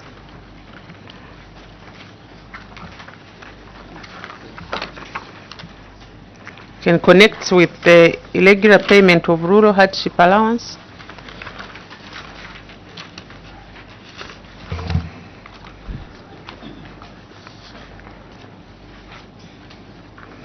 Honorable Lungu. Chair, thank you. Okay. Unauthorized changes to bank accounts and the diversion of salaries. PS, this is about 4 districts, namely provinces, Southern, Eastern, the stations are Namwala, Lumezi and Chipata, totaling to 479,480. Maybe to take us the status about the happenings. What disciplinary action have you taken so that these happenings maybe can come to an end? Because it's also involving even the retirees, where their funds were being tempered. Chair, submit. Honorable Mwamba. Thank you, Chair. In line with the same, would the controlling officer inform the committee on what actions the ministry would take in order to investigate possible salary diversions and to strengthen payroll controls to prevent future unauthorized bank account changes? I submit, Chair. Thank you. Thank you. Honorable Kambita. I notice, controlling officer, that you had quite some valid responses to which found themselves in this your submission to the committee. My question is, how come you could not submit these and reconcile this query with the auditors? It wouldn't have been here. Because these are clear, valid reasons you are giving here about Eastern, Southern. But then this is not for the consumption of the committee. This should have been for the consumption of the auditors. At that time, they would have actually blotted it out of the Auditor General's report and would not be spending time to discuss it here. Chair, I submit. Chair, I just thought I also asked, since we're in the same line of the irregular payment of rural hardship allowances, would it be possible for the controlling officer to demonstrate how effective the system of internal controls on the management of payroll is, such that the irregular rural hardships allowances could not be identified? Thank you. PS can respond to those questions. I think I'll begin from the bigger one, where the Honorable says, how come there are valid explanations in here, and how come they were not reconciled? I think the problem is, Tim, it's not that I'm betraying you, and these are the facts that I always say. These answers come at the last minute, and I keep on telling my team that if only we can provide at the time back and forth is happening between ourselves and the auditors, these things will not be here. And if you've noticed, it's happening mostly in the outskirts, in the districts in the outskirts, because at head office most of these are not there. But they take long to submit, and I wish these submissions could be done at the time the auditors are still with them. Of course, these things will not even be there, because the answers we have, and that's what we have provided here, unfortunately.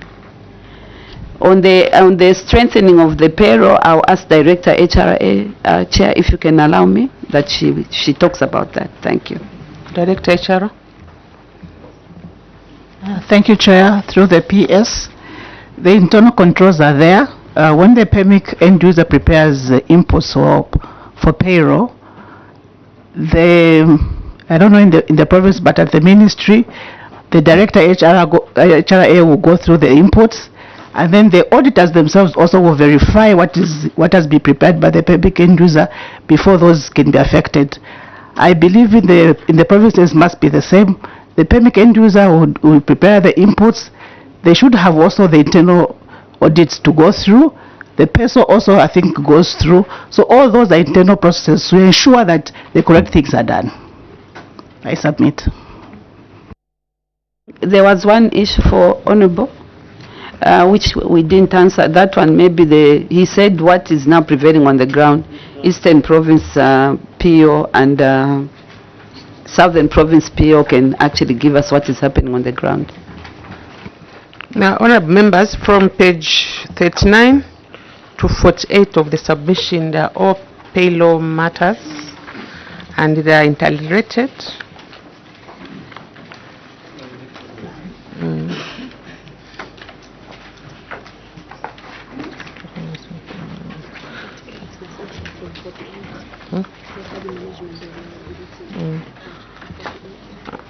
So, honorable members, I would propose that looking at these questions, the best person to respond to this most is PEMIC on the payrolls, because last year we even had meetings with the people from the PEMIC, and I think the responses were the same for all the ministries across.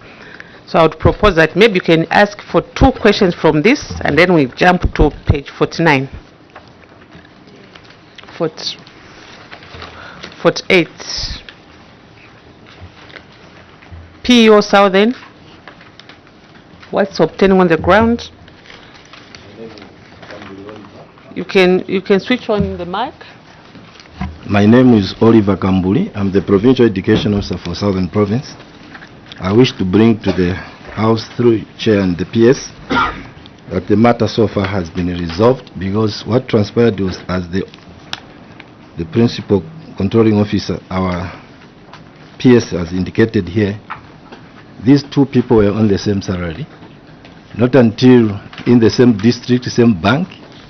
So until the bank statements were obtained to see who in line with the NRC, but that has been reconciled, the matter has been resolved. At what point was it resolved? Was it before the auditors came or after? After the auditors came, we managed to look at the pressure points and we did the needful and we resolved the matter. Do we have the documentation for the resolution of the matter? I'm sure that it is attached there. On the appendix we submitted the details. Appendix what? I may not clearly. Appendix 17. Yes. Okay.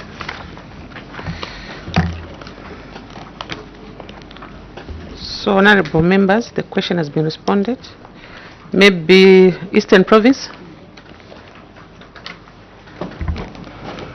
Thank you so much, Madam Chairperson. I'm Malambo Brenley, PO Eastern Province. The matters were also resolved and the resolution was done after auditors had done their work. So that is the situation. It's also on Appendix 17? The attachments were, yeah. Sorry? 17. Authorized charges, 17. So, honorable members, we can check on the appendix.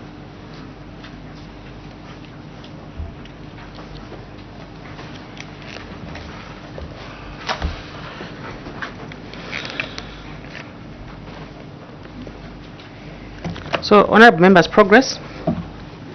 Honorable Kambita.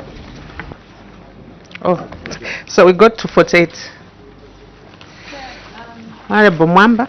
Maybe just before we make progress, is the controlling officer able to advise the committee on what corrective measures have you put in place going forward in order to reduce some of these audit queries in the future? I submit. Thank you. And specifically on payroll. I think on payroll, first of all, it's the control measures in terms of the HRs in all the districts. In fact, if they can be honest, I am very religious in wanting to make sure that if there was a way, we would have no audit queries. We sit, we go through, we talk, we discuss. I show them the way. But sometimes I wouldn't know, because if you've noticed, all answers come at the last minute.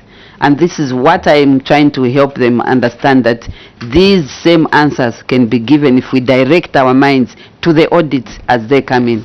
These answers will actually be given and all these things will not be there. So going forward, it's just directing our minds to our work, because we all know our job descriptions. We even know exactly what we've been given, whether it's an HR. They all know all these.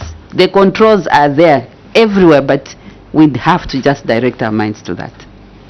And all these things will not be there. Thank you, Chair. Honorable members, we go to page 48, management of liabilities, failure to set outstanding obligations.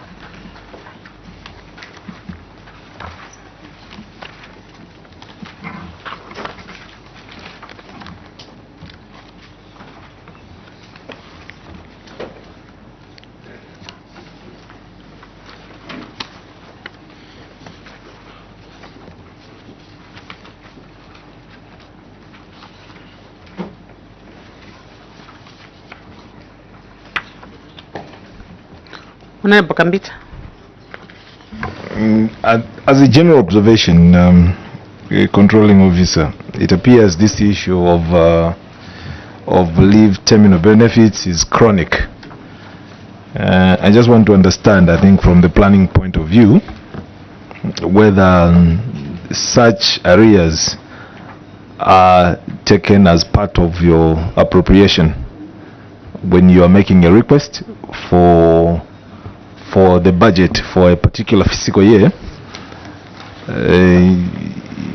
Once you have answered that question, we will know where the problem lies. Because if they are not part of the appropriation, definitely they would not be cleared in that fiscal year. So now, what is the status of the problem?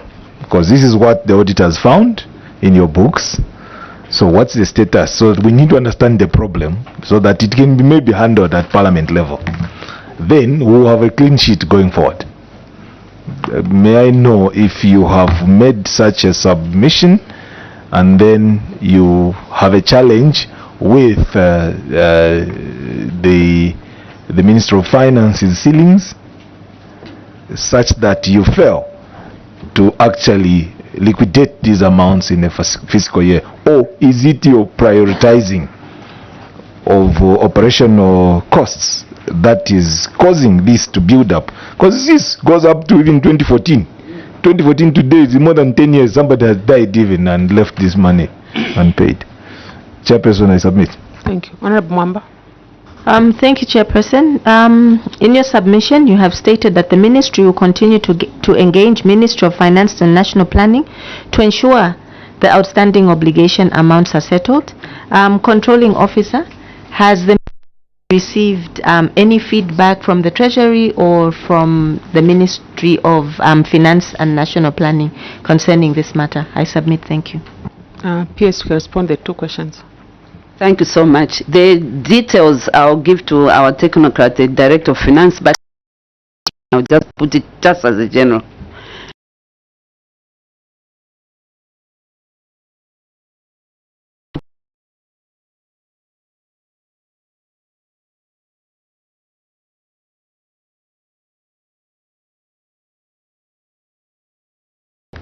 I never fail. I bang all the time, something will come, but then piecemeal, it's not enough.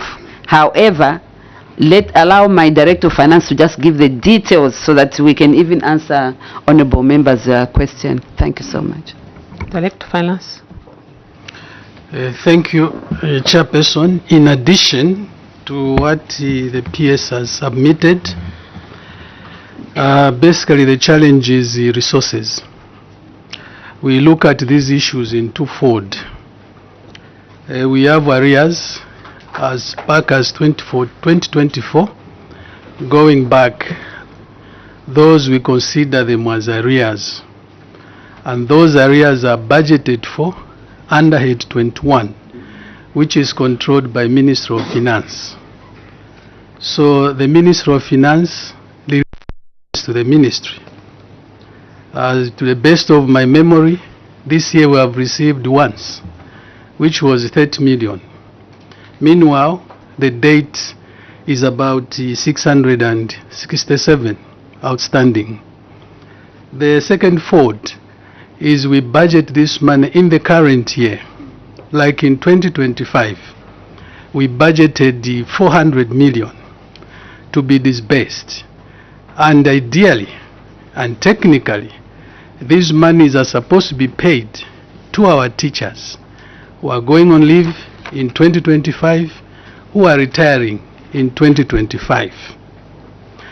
So far, we have been funded about 300 million this year, which we have given out to districts. Right now, there is a request in the Ministry of Finance, which we submitted last week, of about 100 million to be given to us so that we send it to the district.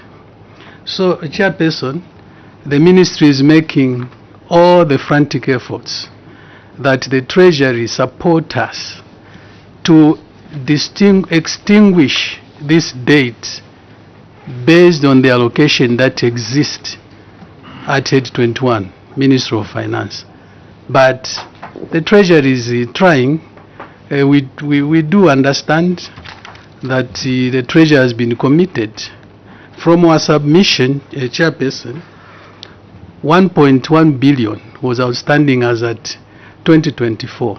As we speak, we stand at 677. So we can say that the Ministry of Finance equally is trying its best.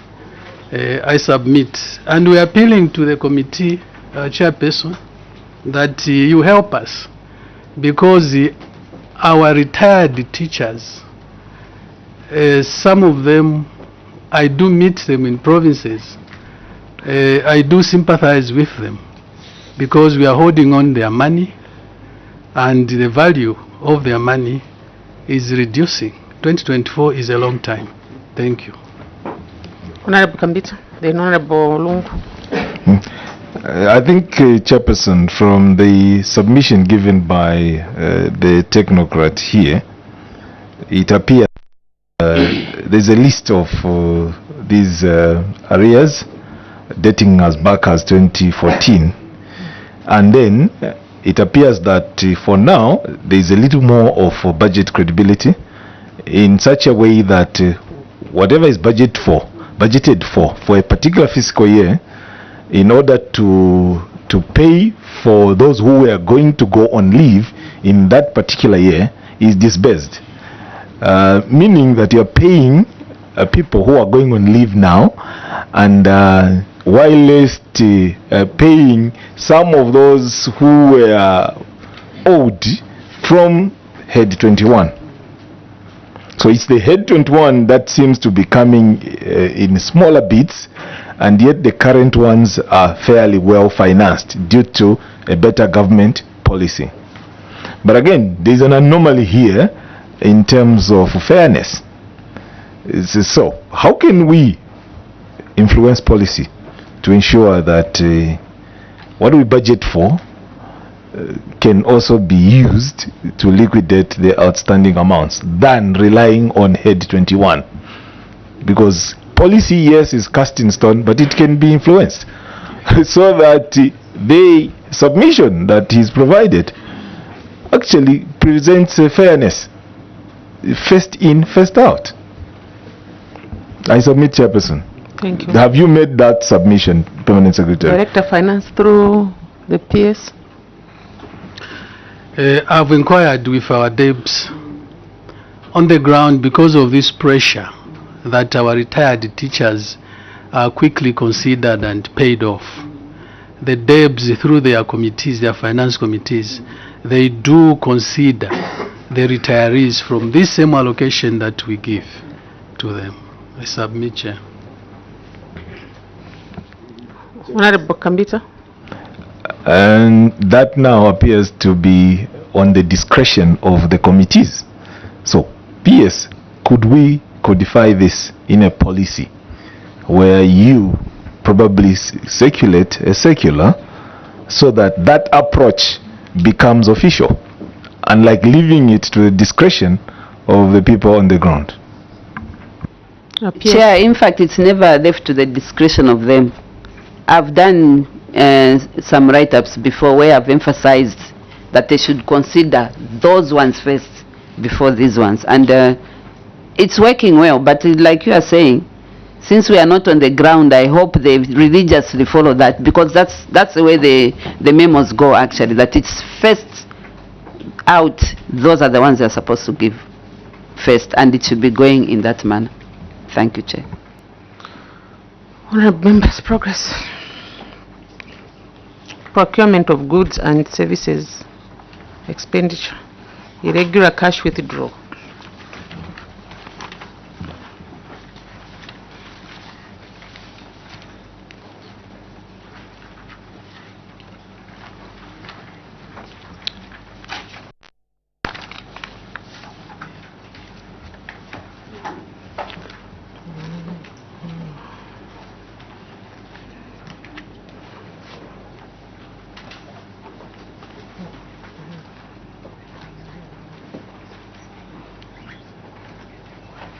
Honorable.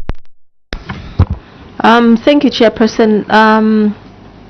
In relation to the irregular cash withdrawals, controlling officer, would you inform the committee on what controls the ministry has instituted in order to enforce cashless payment requirements and therefore prevent further irregular cash withdrawals? I submit. Thank you. Honorable Kambito.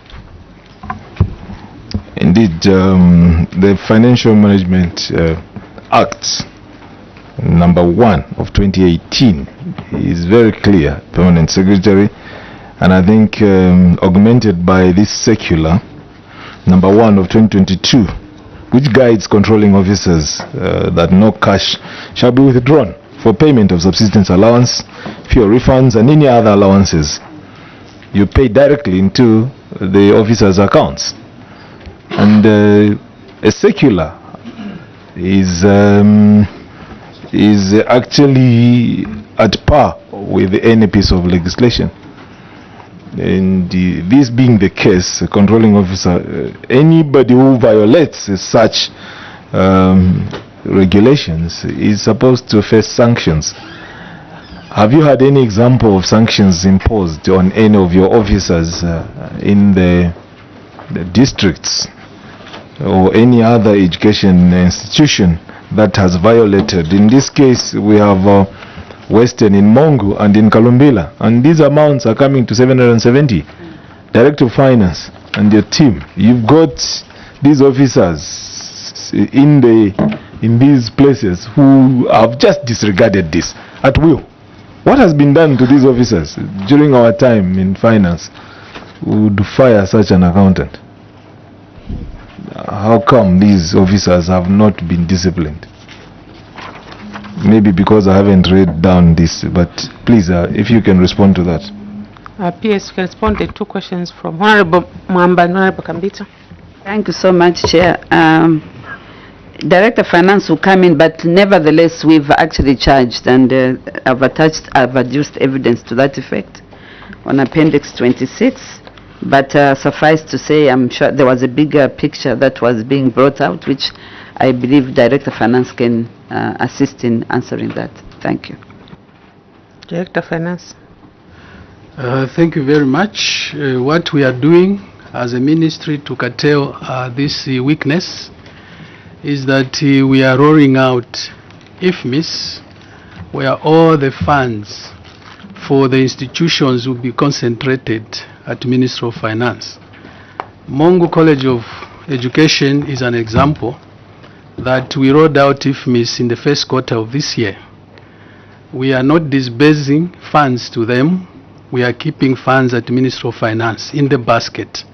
We've trained them, we've given them computers, and they are paying direct from Ministry of Finance into the bank account of the lecturers at the college. In terms of the secondary schools, we are moving step by step.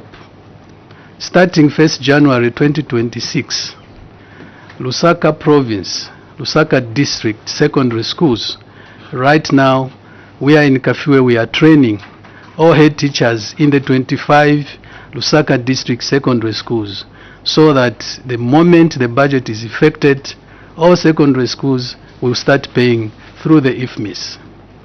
The other issue is for those others, Bank of Zambia has withdrawn use of checks. So they have introduced online banking.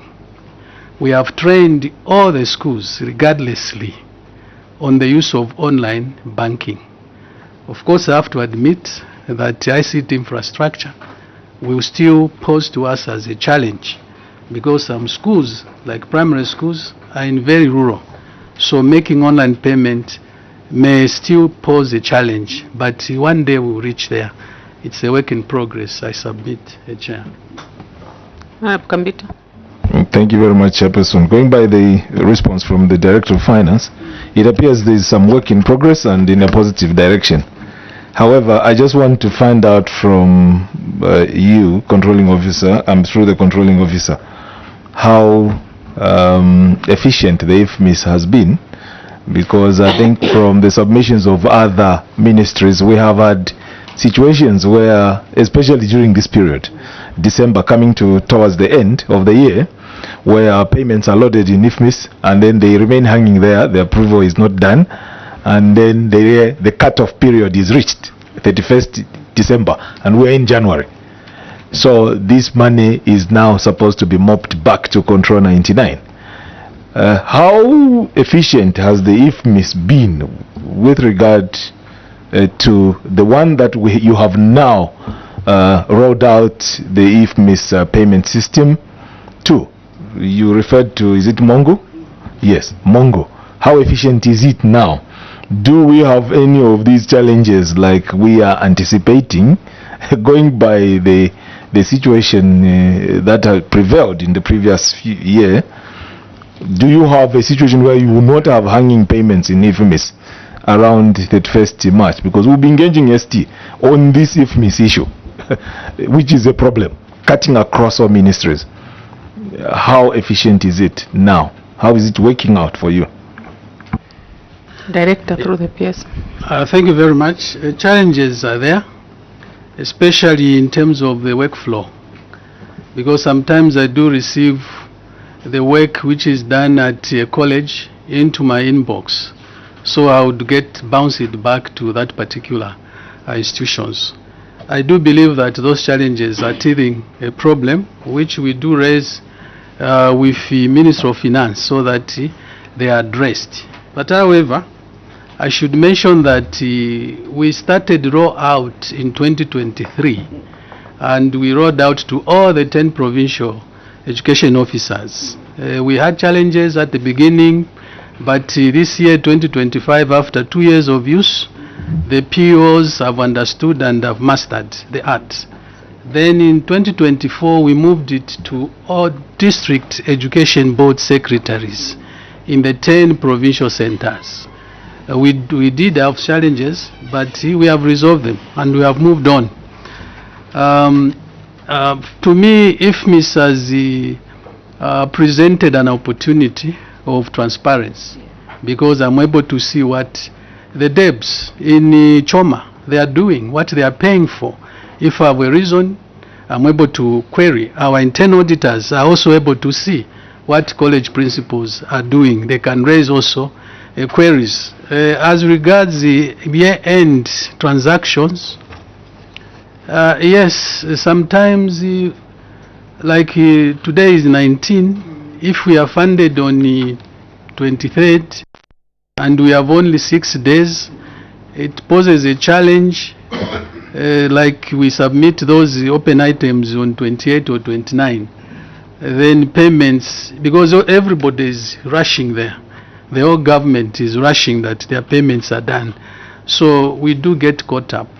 I believe Office of Accountant General is addressing that, because they have informed us as the heads of finance departments that we quicken up our transactions so that we give them also enough room, because they are dealing with the whole nation, so that they are able to transmit the funds.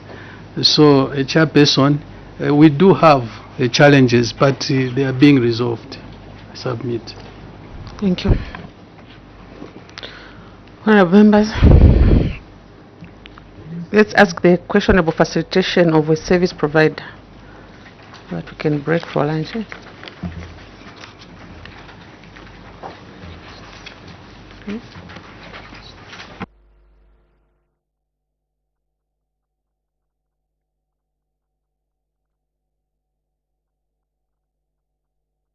Honorable Wamnyima.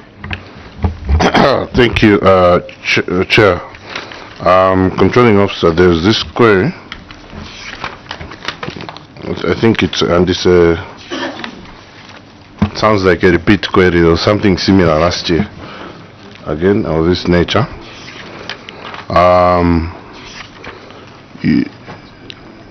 You submitted that there was a training by Alliance Procurement Capacity Building, and ZPPA partnered with Alliance. So the Auditor General has raised this issue on questionable facilitation of a service provider. Now, you are saying, as per their policy, the ministry had no hand in the engagement of a private limited company, as everything was being done through ZPPA as per their mandate.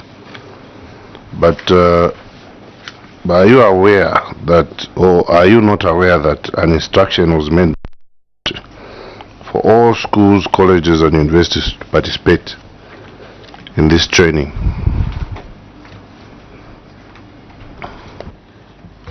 Yes.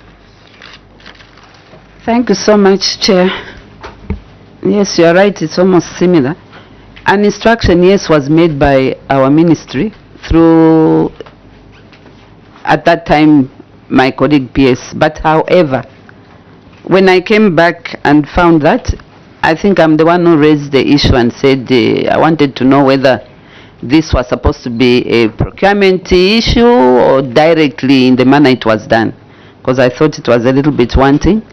But I was made to understand at that time that this was totally different, because the motherboard ZPPA, who's also a regulator and a procurement entity for the nation, had this partnership with this company, and hence everything that was taking place was supposed to be legal. But in wanting to satisfy myself as a controlling officer, I wanted to make sure I engage ZPPA to find out how different is what was happening here from what is supposed to happen, assuming there was a procurement process that should have been undertaken. And I did have an engagement with a former Director General, the former Acting Director General of ZPPA. We actually had the meeting. They came to my place, we even went to their place, wanting to be convinced over this matter. So he did produce documentation that as ZPPA they are allowed to have this partnership and come direct in the manner they came to us. Chair, I rest my case because I can't go beyond that. He said as ZPPA, whatever took place is because they were allowed to have such kind of partnership with such companies and proceed in the manner they did proceed with the Minister of Education. Thank you so much. Honorable Kambita, then Honorable Mwira. Thank you very much, Chairperson. And Controlling Officer, this matter rests squarely with your office. You are the Controlling Officer, and this financing is coming from your vote. It's not coming from ZPPA's vote. So, if an agreement was made or an MOU was signed between the company in question and ZPPA, it's not ZPPA who were paying. If ZPPA were the ones paying for this service, the query wouldn't have come in the fashion it came. The reason why this query is coming the fashion in which it came is because the financing is coming from your vote. Even if it is the individual units, that is the schools, which are paying for this service, it is coming from Ministry of Education. This money came from Ministry of Education. So the controlling officer for the Ministry of Education is the permanent secretary for Ministry of Education. So the ZPPA, Director General, or whatever the position is, it cannot be answering on finances that are for Ministry of Education. Now, this being the case, Permanent Secretary, I think this committee will still have an issue. Chairperson still has an issue with the Ministry of Education for allowing such a thing to happen. All we need now is people need to start exculpating themselves who were involved in this deal. Chairperson, I think this is where we are. For the ZPPA, they are accomplices. In my opinion, they are accomplices to this. But those who are involved in facilitating this, it's definitely clear that this is the status. And that's why the Auditor General is raising it. It floated all manner and forms of procurement procedure as espoused in the Public Procurement Act number 8 of 2020. I submit. Honorable Wamnyima? Was it a hand? Yes. Oh, sorry, in fact, I told Honorable Mwira after. Okay, please. No, let him proceed. I'll come in after. Thank you very much, Chair. Looking at the background of this whole issue, definitely ZPPA are accomplices, and I think, Chair, we may need to have to ask ZPPA to come over so that they can also explain why they had to procure and then throw the cost on someone who may not even have planned anything like this. And that's why the question I wanted to ask PS, did you plan even for anything like this? So that ZPPA then jumped on the bandwagon to go ahead of the ministry, procure services of a consultant, and then they tell you this budget line that you have, here is the provider, please go ahead. Did you have this in your work plans at all? But definitely, Chairperson, ZPPA must sit on this table and explain to us why they had to undertake this exercise, incurring costs, forcing another spending agency to incur costs for an activity they themselves know about. I submit, Chair. But maybe, did you have this activity even in your work plan, PS? Honorable Wamnyima? It's a very difficult. It's a very difficult thing to understand. This whole thing, Chair, because first of all, which budget line was this budgeted for here at Parliament, that there will be this training? Because it appears, and you may need to correct me, PS, it appears that this was obtained from the school grants. So if that's the case, I mean, who authorized that variation? Was your office, was there Treasury Authority to vary this ZPPA? They instituted training, then the Ministry of Education must incur the cost. Was this part of the work plan that this training ever? I think we need to understand what was happening here. PS, before you respond, let me also ask a question. According to your response, the last paragraph of your response is that in view of the above explanation, the training was invited by ZPPA, who in turn partnered with Alliance Procurement and Capacity Building Limited as per their policy. The ministry therefore had no hand in the engagement of a private limited company. My question is, these schools therefore under your ministry, and my understanding is that any entity to engage with your school, they have to go through your ministry. Such a big activity cannot go without your involvement. So maybe you explain more on this one, PS. Thank you so much, We Chair. had this question last year again.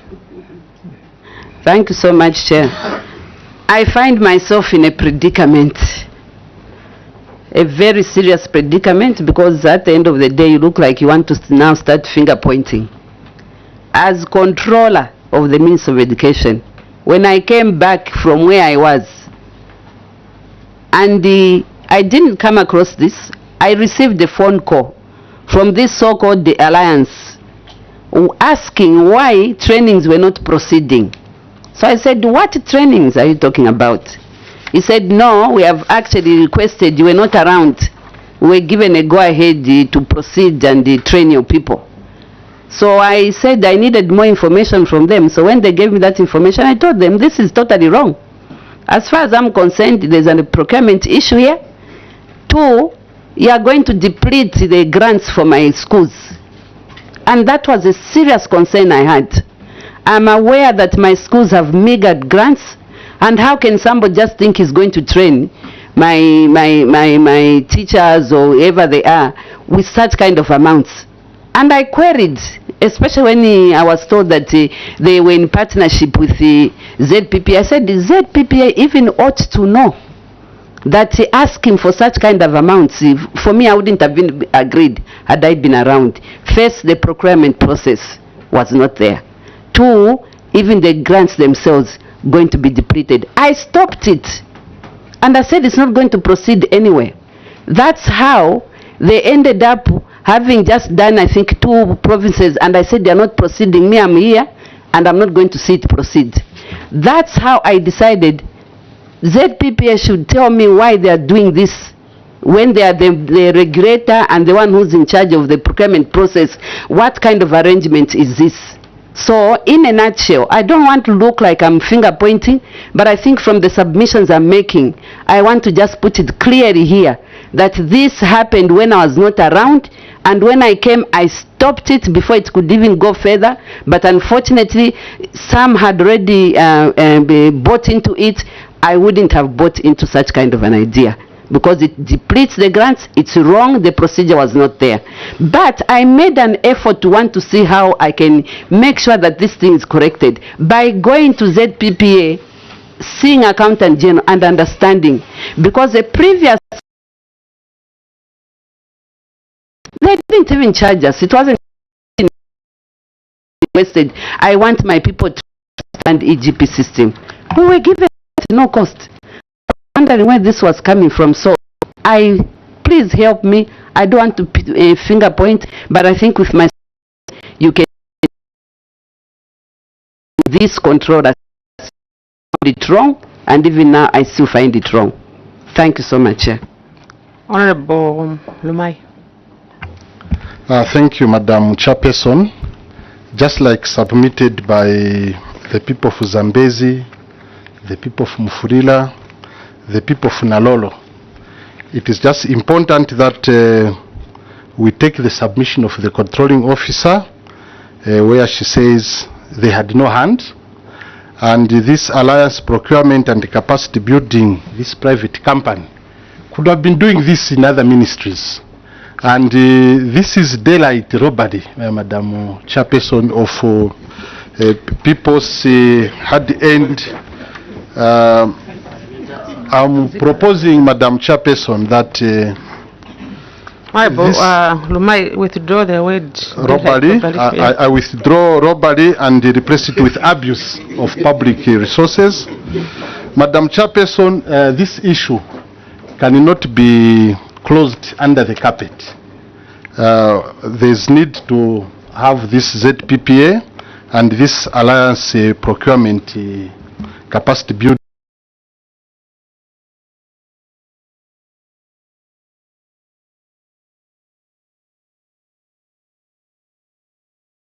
All the ministries in the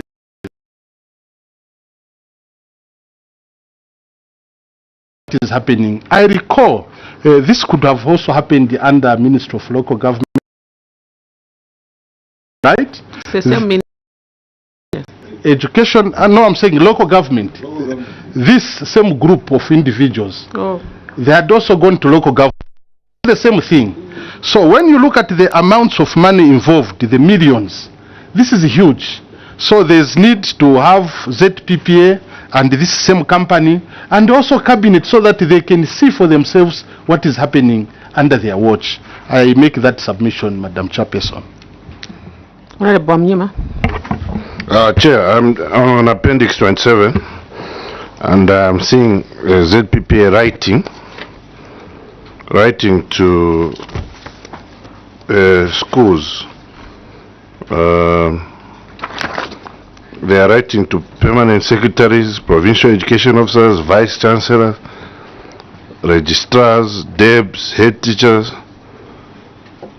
Now, in what capacity were they writing to these that fall under the Ministry of, in what capacity? Because this same letter is very instructive on the nominations of officers to attend. So we need to know in what capacity this letter was. I was trying to look for a letter from the Ministry of Education. Chair, I see a letter here dated 7th August. Now, this letter from ZPPA, Chair, is dated 26 July 2024. Then after July, 7th August, that's when we have a letter from the Ministry of Education, after, signed by, it's also instructive. It even gives now a schedule of the of the trainings with dates, signed by Joe Kamoko, Permanent Secretary of Education Services. Now, Chair, my issue here is that was happening where ZPPA writes in July,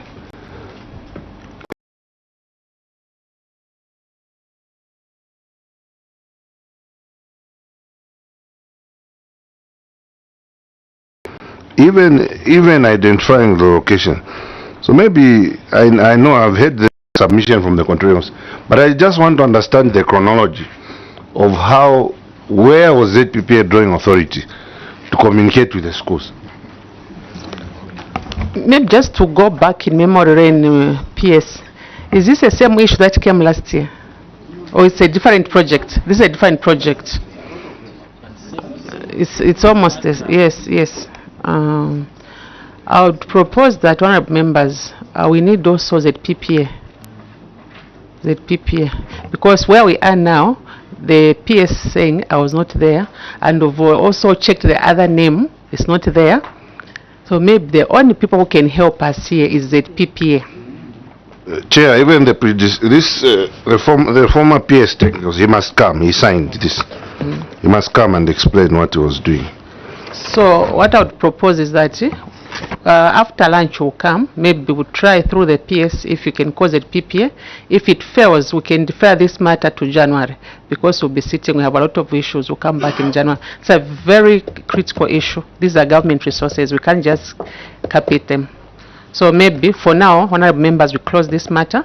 We'll agree on the way forward in the afternoon. If the PPA will come, if not, we'll agree when we come back after lunch, so we can move.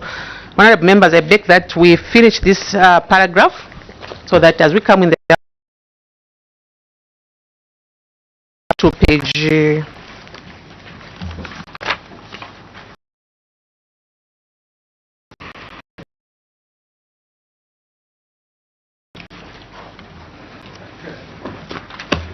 because we don't have time, honorable members.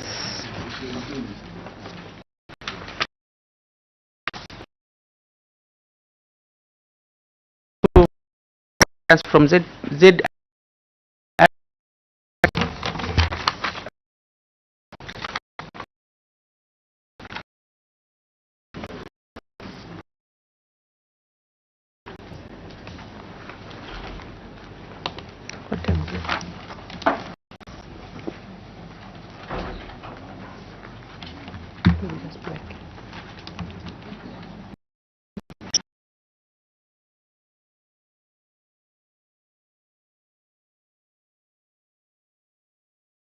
to adjourn.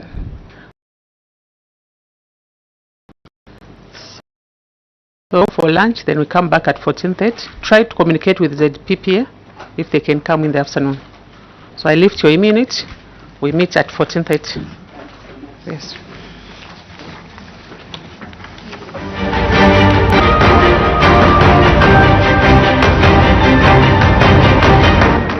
Well, good afternoon and thank you.